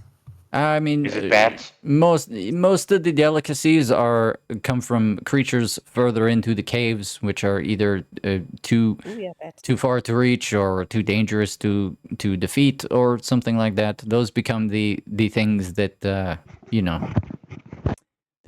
rich people up there like to indulge in. I see. Cyrus mopes. Yes, I've eaten a bat. It is not great. It's okay, Cyrus. We don't need trinkets from everywhere. Yeah. Look, maybe someday Dorsia be different place, and then you come and go as you please, and you can have a souvenir, and you can pay for it with this candy of yours. Ooh. I don't know. Good Baldra's just thinking aloud. When we She's get smart. Cinnamon back. Yeah. Who is this cinnamon? really nice. He's our dragon. He's our As we dragon. and this takes us all the way to the top. Yeah. Yeah, all the way Boy. out the front That door. Yep. Spicy boy. At the very end, you hear Wild going, "Hey, such a cool boy." And that is Yeah. all came into a game. You guys pass by Guard Captain Merrick again on the way out the gates. Baldra gives him 2 pistol fingers as if to say, like, hey, check it out. Didn't die. You were worried about nothing. These are good characters. Yeah. You step out. You're making your way out of the gates. And is there a meeting you wanted to have, like away from prying eyes or something like that? With Baldra or just with us? Yeah, I don't know. It sounded like there was something along those lines you wanted to do. Just tell me what the truth is. It was Wild, helmet time. Wild wait, was wait, going wait. to literally like ask for us to kind of like Pam and Cyrus. Mm-hmm. Let's go to the We're- side real quick. Okay. I'm ready Huddle. to cast Tiny Hut. Huddle. Give us just a Mhm. moment, Baldra. Did you want to do that like in the gates or No, Outside. outside of the gates, maybe around the corner. Does okay? Tiny I mean, Hut prevent sound, or is it just entry? it doesn't prevent anything except for like physical objects. Like it doesn't even break line of sight. But trust me, So- I'm not gonna say much. Well, it just says, "Oh no, don't worry about it, Cyrus." Yeah, so reminder, outside the gate there's like a big kind of staging area that is actually like it's pretty busy out there. There's actually like a pretty bustling I don't know, between 30 and 50 people milling about outside the gates. Wild, I don't think you should put on the thing I'm not while gonna. there are any of the people around. I think we should call our friends That's a good and idea. tell them what we've found. But we And can't. then if they tell me that I should put it on, then I'll put it on. We should probably call them far away from all the people here, also, though. Yeah, that's why I wanted to wait until we got around the corner. Well, at the very But least, there's a bunch of people right here now. at the very least, Like small corners. Baldra would escort you guys to the far edge of this encampment before she let you guys go, basically. Well, all right then, Baldra. It looks like this is gonna be the last time I'm gonna like be able to talk to you, unless I walk like 40 feet that way, and then we send you a magical message into your mind. So I'd rather just ask you this now. Okay.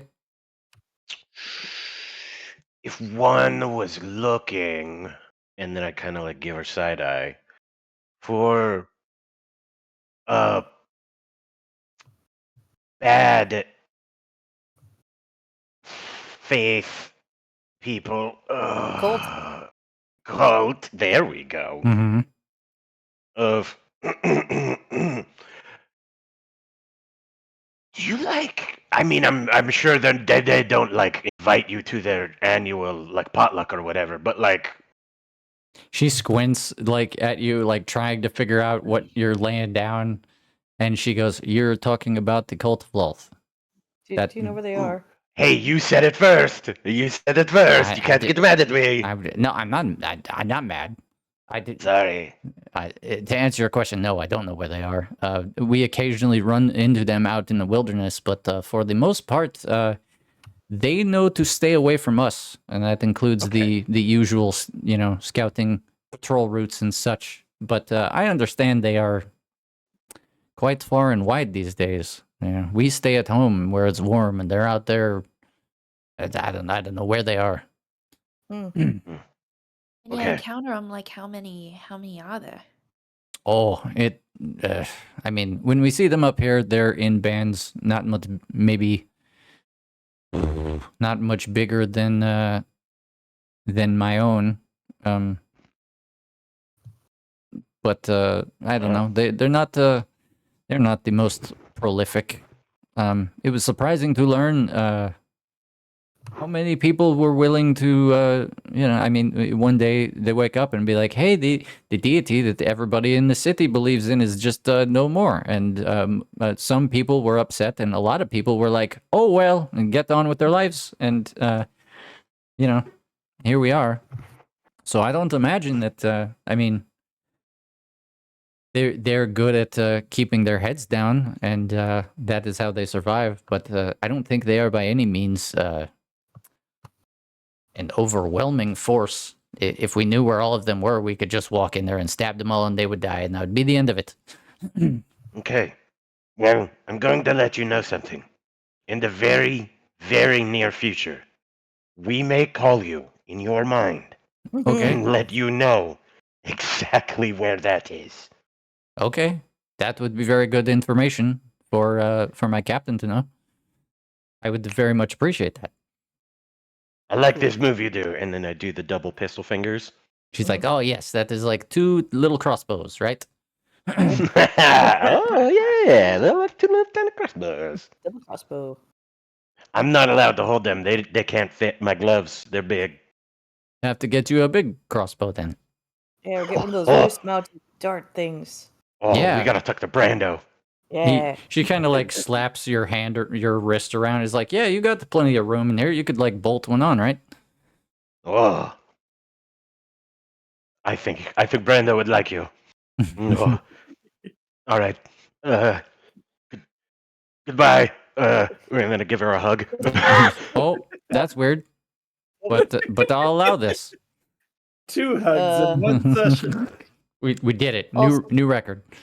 I forget if I gave her a friendship coin, but if not, I'm gonna flip a friendship coin to her. Okay. Yeah, you make sure she gets a friendship coin. It looks like a squid. All right. He's like, oh, that I've seen things like this before. It's kind of a maybe not a trading coin, but like it's just a thing that I give to my friends, Oh, and we're friends now. Thank you. well, you guys are just the best. Yeah, I we're hope- pretty great. I'm I very hope impressed. that sometime in the future things are different. Maybe with, she points at the gates. She's like, maybe, with the city, maybe with me. Maybe we see each other again. That would be cool. I hope You so. will be always invited to go to Bifrost Yes, sir. and the plank. Bifrost and the plank. I'm going to write that down. She puts it in her little notebook. Mm-hmm.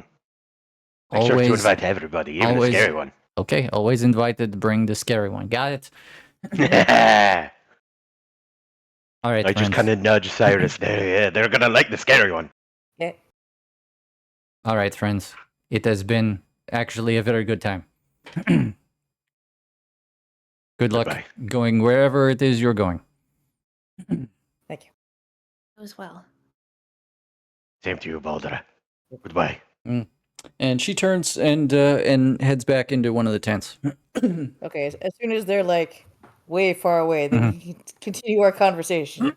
Sure. There are no people around. Okay, Yeah. now we can call Zakar. Grab it. Yeah. We grab I grab both of them because I'm big enough, and I just rage run 300 feet Mhm. out into the snow beyond a rock, way out here, in the distance. I think we're actually going to stop for timing reasons. Okay. Before this conversation happens, because Oh. ladies and gentlemen, there have been in the history of this campaign many self-indulgent monologues that I've had to lay down on you, but maybe none of them as self-indulgent as what I am about to lay down. Oh no. I am Turn- for- The Turn down my keen-eyed. dark winter music. Oh yeah, you get whatever your mood is. Close your eyes, whatever you got to do. Is this actual setup Mhm, for a mhm. winter holiday special? I dig it. No, shh. Just let it happen. The keen-eyed might have noticed the little cliffhanger that I left on Zakar and Brando. I will address Yes. that right now, because what I'm about to say applies to everyone at the table. As we may recall, you guys, of course, are here in the snow, just outside this, outside the gates, outside this scouting encampment. Meanwhile, in Black Ram Keep, Zakar has just handed a bottle to Brando, who just realized he hasn't seen the Baron eat a thing in upwards of a month now, or more. I've lost track of the time. A diet of booze. Yeah, and it is in this moment that many things happen at once, and what I'm about to say applies to every single one of you. Mhm. Someone had to be the first to notice. It's not important who exactly, because everyone notices eventually. The dimming of the light was not unlike thick cloud cover, Except the clouds didn't pass. It continued to get darker until people couldn't ignore it. And one by one, everyone looked to the sky. It's not clouds at all. It's something much, much more opaque. Something larger. Silence falls over the crowd as a massive round shape slowly overtakes the sun. And in a matter of minutes, all color from the blue sky to the green grass is bathed in a ruddy brown. Someone screams, knocking everyone else out of their trance. The crowd of onlookers immediately begins to struggle to keep their composure as the weight of the situation fills your collective minds. The ultimate adversary has arrived.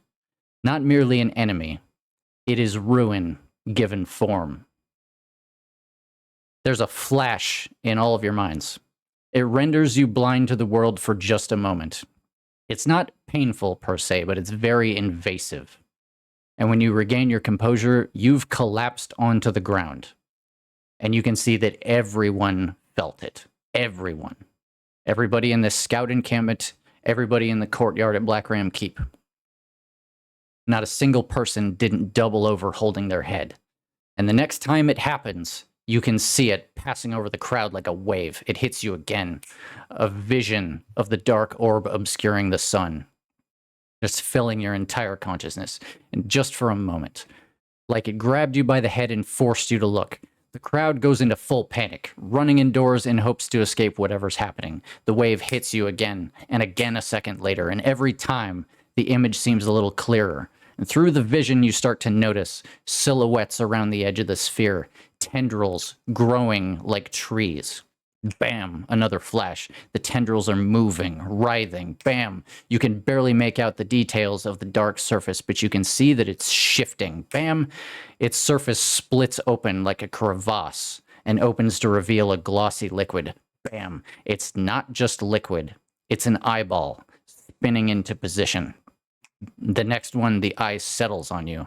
Bam, its glassy round features shift in an effort to focus on you. Bam, the pupil has changed shape now. It's a narrow slit. Bam, oval shaped. Bam, teardrop. Bam, swirls. Bam, it's 3 eyes crammed into 1 eye socket. Bam, the common tongue lacks the words to describe whatever that last shape was. Bam, bam, bam, the vision is impossible to concentrate on.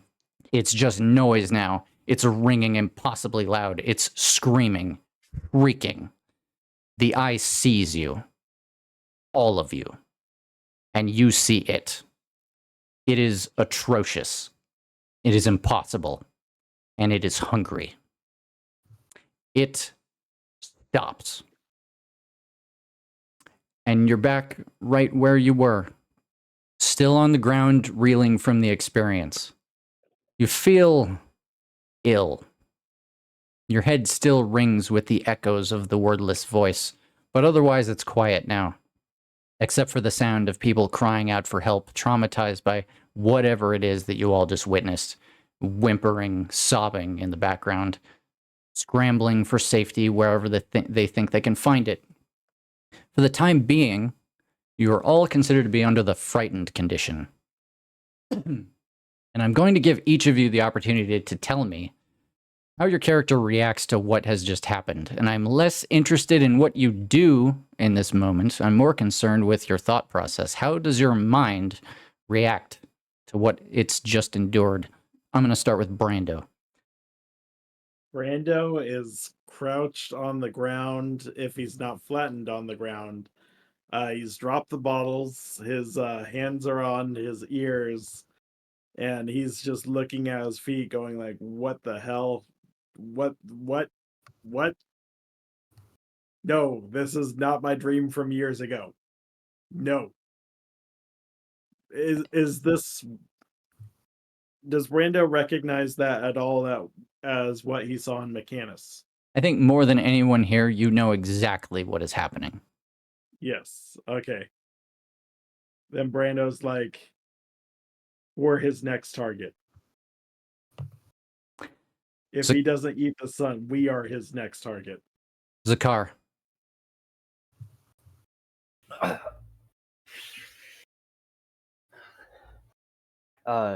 Zakar, as soon as he is able to, bolts upright and stares upward and just starts muttering to himself in the fashion of, No, no, it's too soon. How? Why? It's too soon. When? How? And just kind of spiraling in this, like, a loop of just questions until finally arriving at, We're out of time. We're out of time. There's no time left. And that's it. Cyrus.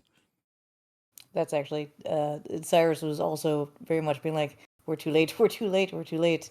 Uh, just picturing everybody, his family, all of his friends, just dead. Just panicking. He's just panicking. Cyrus is in full panic mode. Yeah. How did it happen? We're too late. I thought we had time. We're too late. Pemberley.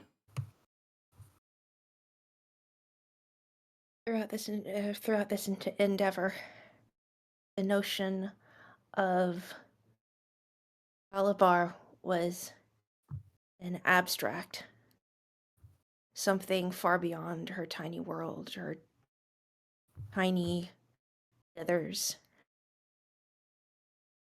This is to be greeted with it in such a visceral way has caused her to retreat into the most primal part of herself. They say that the oldest, to quote Lovecraft, the oldest and strongest emotion of mankind is fear, and the oldest and strongest kind of fear is fear of the unknown. Mm-hmm. Now she knows. Wild. I feel like when Wild finally can open his eyes, they don't stop staring at the sun as just tears come from them. Wild often flaunts his disregard of deities and powers above his own station, but he feels it deep down. It's not something that Wild can't fight that. Wild wouldn't win. Wild couldn't even. And with this defeat, there, the anger that should be with it is not there. It's fear.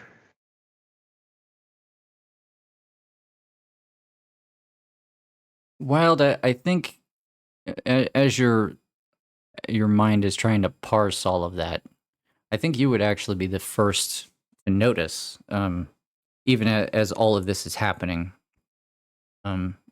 People nearby, the Drow scouting parties and such are also dealing with this in whatever way they're capable of in the moment.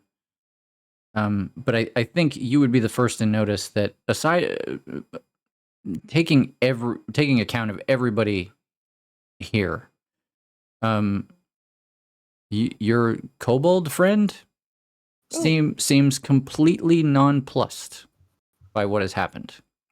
He's the only person that you can see still standing tall, staring up at the eclipse, seemingly unaffected by this psychic assault. Wild looks at him, and in like as best draconic as he can muster, he just goes, "Can you hear him?" Your words kind of snap him out of his reverie for a second, and he looks at you, and he responds in draconic. You can mostly understand what he's saying at this point. He says, "They are here. The Harbinger. This is how it ends. It always ends like this." And you see a little trickle of blood comes out of his nose. Oh, buddy. I just grab him by the shoulders and say, "Not this time. And with the thought of this little guy comes the thought of Tau, and comes with the thought of Tau comes with the thought of the rest of the Synectic Seven. And at the last, Wild concentrates on Nurse. Can Wild would like to rage. Okay. That's good news. You're no longer under the frightened condition. Yay. I think I would like. I think I want perception checks from. I think Zakar, Pemberley, and Cyrus, because I think you would actually still be looking.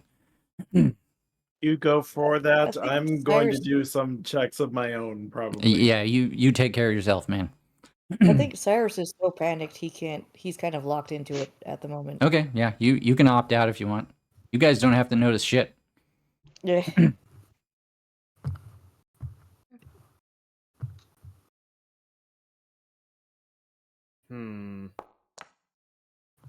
Pemberley got an 18. Oh, disadvantage. Oh Got that no! Never mind. Hey, wait. This is the frightened condition. Yeah, that's true. I'm hold on. I got a paladin bullshit. Although, Oh, are people not allowed to be frightened around you? I think there might be a thing. Let me check my features. Does that mean I can't? I assume Well, that you're in your own aura. Yeah, I would think so. Well, Cyrus is allowed to panic in his own aura. Yeah. Let's be honest. Yeah. But that's different. Yeah. I think yours might be out of all like things aside. That's not Or the of psychological Mhm. best Starting at 10th fear. level, you and friendly creatures can't be within 10 feet. Can't be frightened Sure. while I am conscious. Okay, that's great news. Zakar, you want to give me a perception check? I can. But I am still panicking. Yours would be with disadvantage unless you have an aura of courage or something along those lines. No, but I do have stillness of mind. But that requires an action to use. You can spend an action before you make a check. Yeah. We're not in Okay. initiative. Okay, well, I wasn't sure how aggressive you were being. No, I'm not aggressive at all. We're not in initiative. You do you. Okay, then yes, stillness of mind. Action to end one effect on you that is causing charmed or frightened. Okay, you managed to in this reverie of like, oh shit, we're out of time, all that stuff. You kind of like, nope, hold on, Zakar, get a hold of yourself, and you manage Yep, to snap bring it back. you manage to bring yourself back to the reel. For a perception check of 19. Hey. Nice. More than respectable. Okay, Pemberley and Zakar, both of you, while looking directly at the eclipse, which by the way, kids, don't do that. You guys would both notice a small flash, very small, very tiny, little flash on the dark surface. A mote of light, like a grain of sand against the dark surface, that begins to fly downward out of the sky, like a distant droplet of water, just falling out of the sky. And you watch it descend, getting dimmer as it falls. And eventually it becomes totally invisible to your eyes, as if it burned out.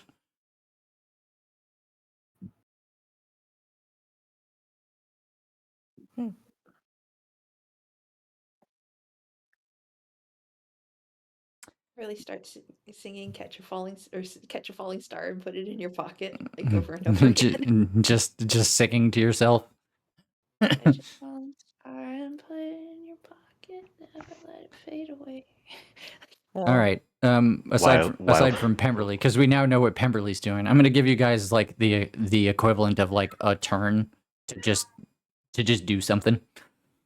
I think that'll at least hearing Pemberley sing. I think will at least snap me out of panic mode. Just see what is look around to see what is going on. You see, the three of you are kind of spaced a little far apart from each other. Pemberley's singing to herself. It looks like Wild is falling into some kind of primal, his ready to throw down kind of phase. And I think right next to Wild would be your kobold. Ah. What do you want to know, Brando? Brando's going to fight the fear with history. Interesting.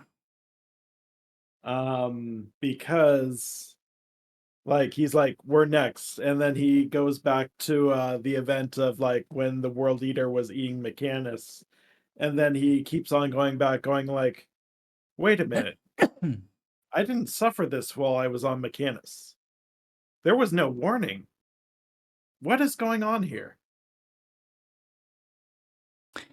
Brando manages in this moment to find clarity in the scientific method, as is Skyfire tradition. Because yeah, neither Rick nor Ralos mentioned anything of this being attacked by a psychic wave. Something else is at work here. It's on a massive scale, but there was no warning before. It almost feels like we're getting a warning, or somebody is taking advantage of this to make us panic. Are you saying this out loud, Brando? Yes. Okay. Zakar, Brando is maybe 10 feet away from you. Yeah, no, I heard reciting all of that. this. Yeah. What do you want to Brando do? slowly stands up and doesn't. He puts on his goggles to try looking at the sun a little bit. Sure. Zakar, what do you do as he's standing up? Zakar goes for his rock phones as appropriate, and it basically shouts into all of them, with like the exception of the people who are already in, earshot of his voice. Mhm. Hey, it's me. Did everyone just have the same panic attack? Yeah. Yes or no? Dib.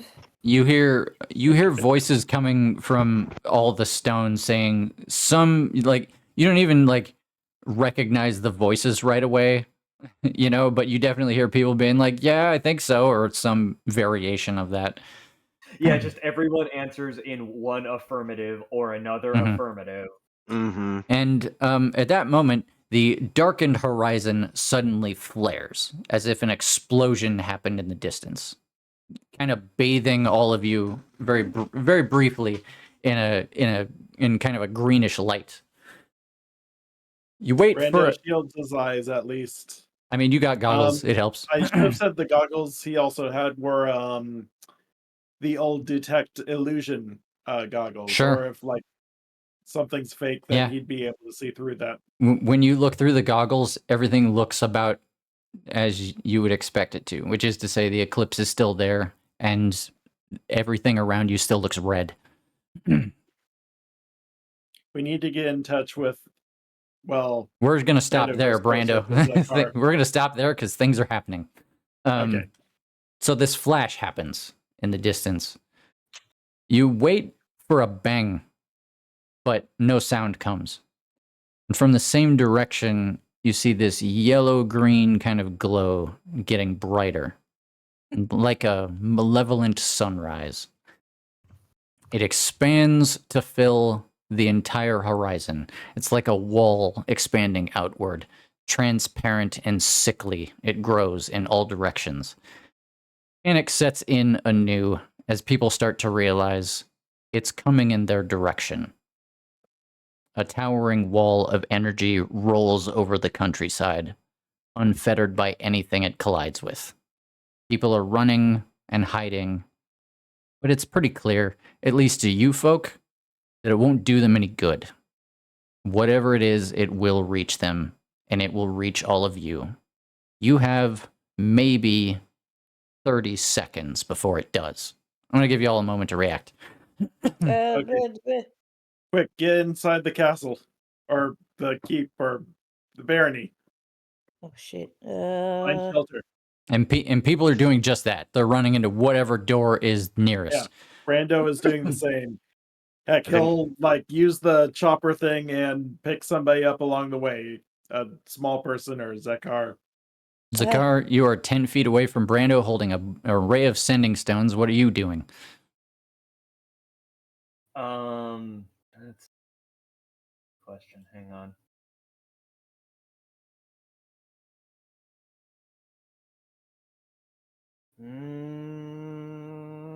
Oh, I didn't mean to actually click that. Ignore that. You want me to get... There. I was going to say, I get rid of that. Just trying to see the description. Zakar is going to bolt for cover, and upon finding it, take the dodge action. Okay. I like that. Describe this cover. We don't have a detailed enough fucking idea of Black Well- Ram, dude. Well, I mean, when you say you're going for cover, does it mean that you're going for like behind a wall or a tree, or are you going into the manor? You have time to okay. do any of these things. Yeah, okay. Zakar, being the nerd that he is, what's the precise angle of approach from this fucking shockwave? I'll say it's coming directly for the front door. Okay, directly for the front door. Okay, yeah. In that case,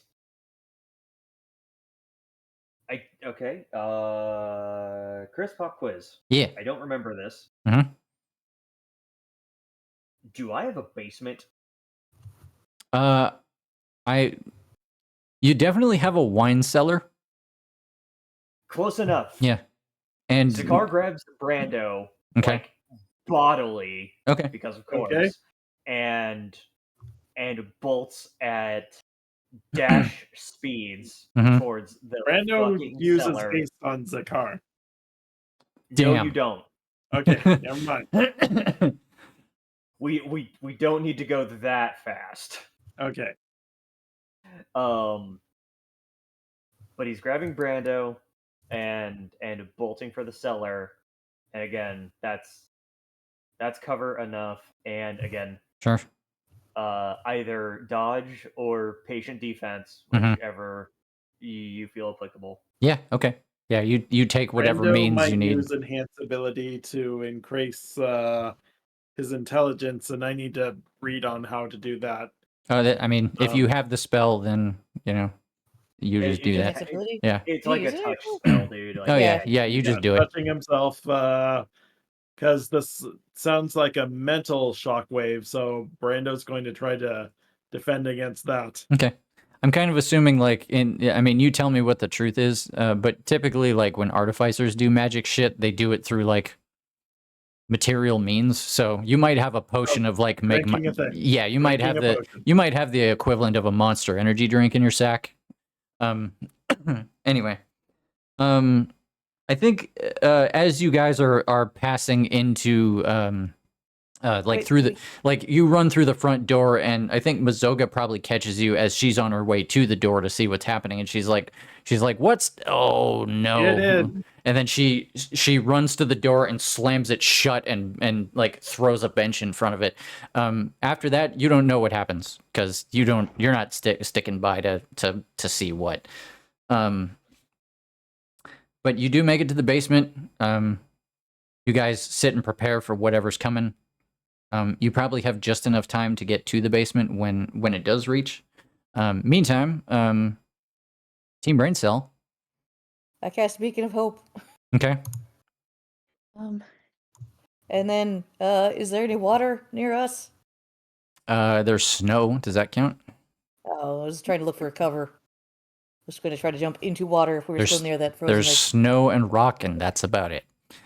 I'm looking around frantically for a place to hide for cover. Mm-hmm. Wild grabs the little rock radio from you. Okay.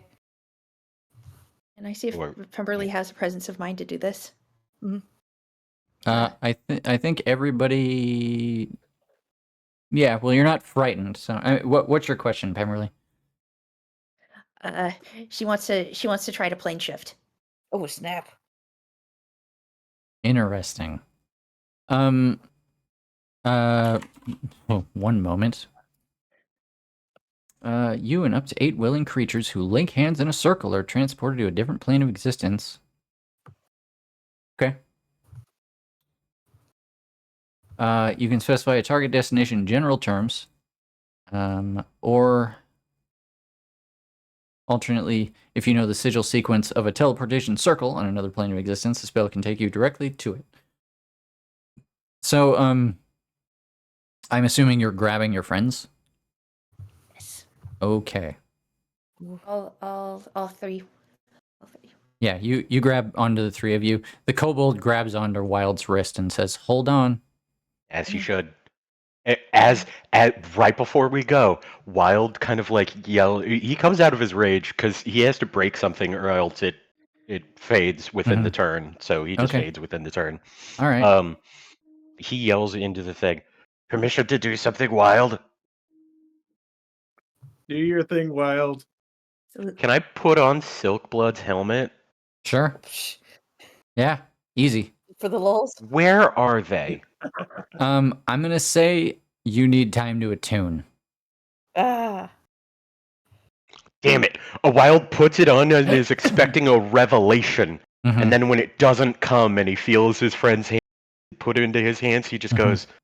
For the lulz. And then he grabs his hands and he looks with no fear over at the Mhm.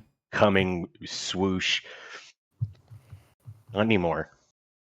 Yeah. Everybody holds on. You cast the plane shift spell. What is your target? Feywild. No,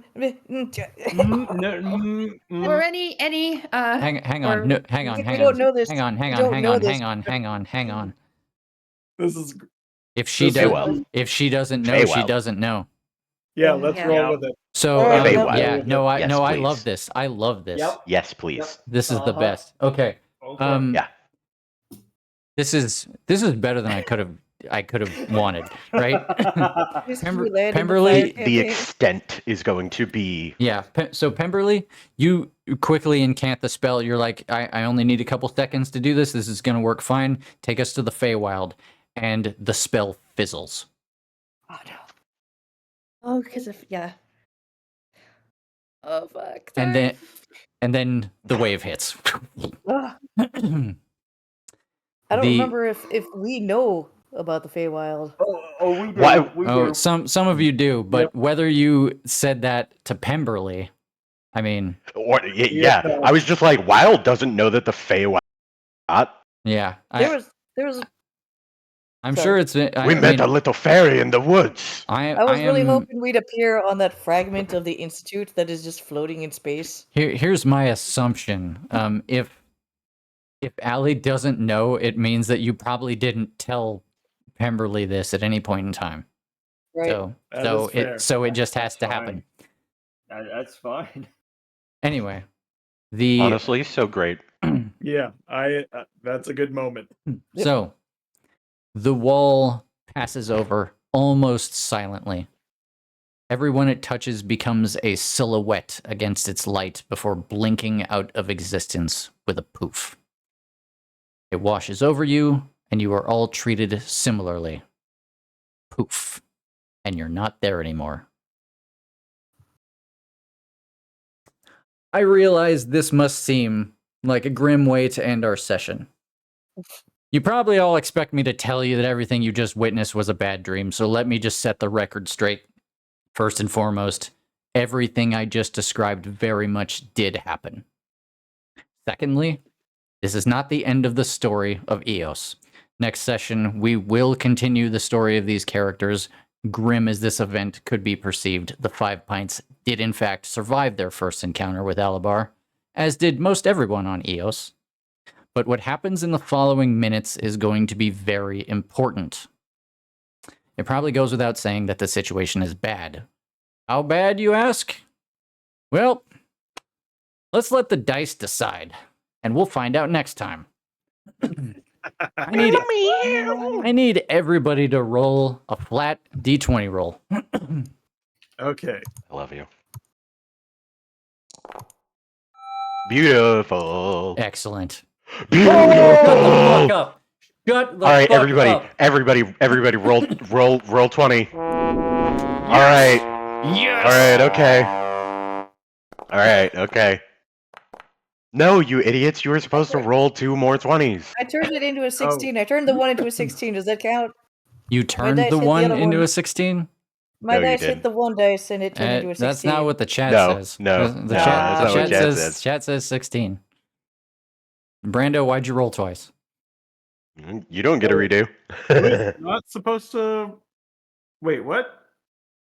Okay, so I got 15 on the first one. All right, Yep, maybe. we're just gonna. That didn't happen. Okay. Just for shits and giggles, Pemberley, do you want to make an Arcana check? Yeah. I knew that when I came up with this idea, it was definitely not going to go down the way that I wanted it to, and indeed, that is the case. I think you'd have to roll better than that to know what just happened. Mm. Yeah, it's not gonna get. Okay. This gives me a lot to think about. Brando, does he know Arcana? I do. I think. He Let me knows double check. magic-y stuff. I'll allow it because I know he's But not at a as higher. he's not as good at it. So I'll let him make the I'm check at anyway. only +7 for Arcana. Just try it. Go for You it. never know. That's not bad. That's not bad numbers. Okay. Doing this. DC is Only 20. +7. Normal. It's just a flat Arcana check. Yep. Okay. DC 20. Baby. Hey, it's your boy, Brando Skyfire. Rolling 27s. Pemberley was distracted. It's fair. But He's probably trying to Brando figure out with why his the history paywall check. thing didn't work. yeah. So, Brando, here's something I'm willing to share that you definitely don't have time to express to anyone else. That is fair.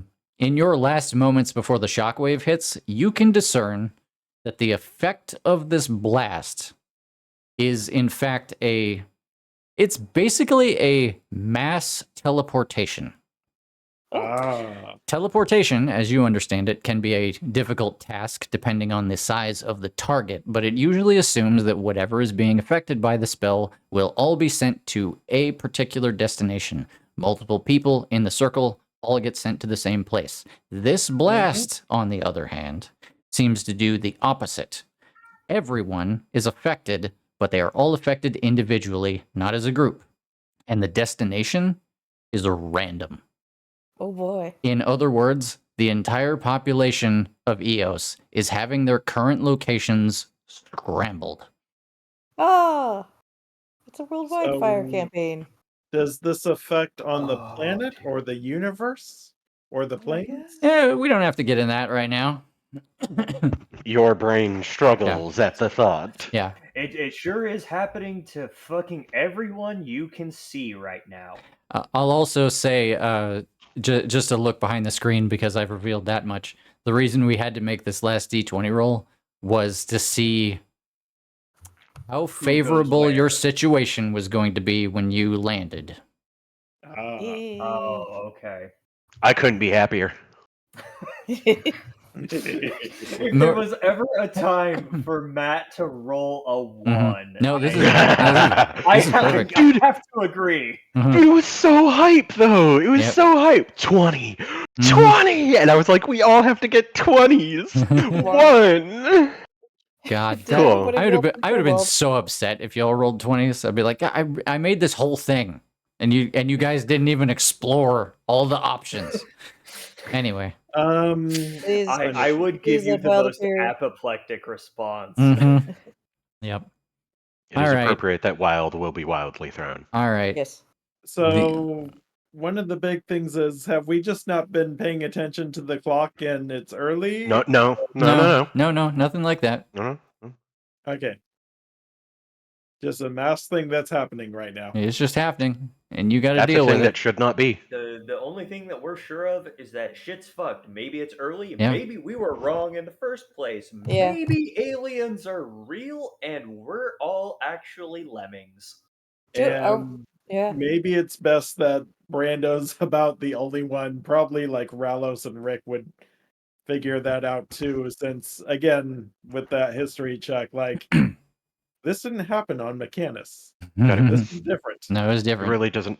It really doesn't help because of the name. But oh, sorry, Allie, you go ahead. Oh no, someone might be helping us. It's true. Mhm. That was my question too. Is like, are we positive Alabar did the mass teleportation? Oh, well, the answer is no. Mhm.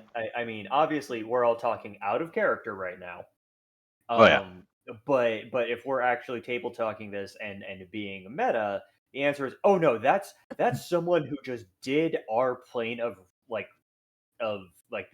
our material plane a solid, Mhm. because obviously it doesn't behoove Alabar to eat less. It's true. So Brando, it's something. Brando, you know. I would say you being the one that like, because you made the check earlier. Yeah, you know more than anybody here. That's Alabar. You know that is. Oh, that was Alabar That thing was the one that did the that thing teleporting. currently eclipsing the sun is Alabar. Okay. But do we think that Alabar is the one who did the shockwave? That is the question. I don't feel like we I need to should find answer that. out. If it's Okay. somebody mass teleporting us to get out or to just put us somewhere else, because was Eos the last planet in the universe? No, not even no, close. no, No. no, no, There's no. others. Okay. It's not even even. close. It's not even the last planet in this like solar system. Yeah. So Eos No, might it's- be done for, but the people will live on so far. There are Maybe. other worlds We'll than see. these, Gunslinger. I mean, what? Hang on. Yeah. You rolled a 27 on that Arcana check. I'll just go ahead and tell you. The locations of the people will not be leaving this plane. Okay. Good to know. It's all local. Anyway, Oh. let's say goodnight to Twitch. Good night, Twitch. What a festive holiday. Game is done. And in 2025, the apocalypse begins. Yay!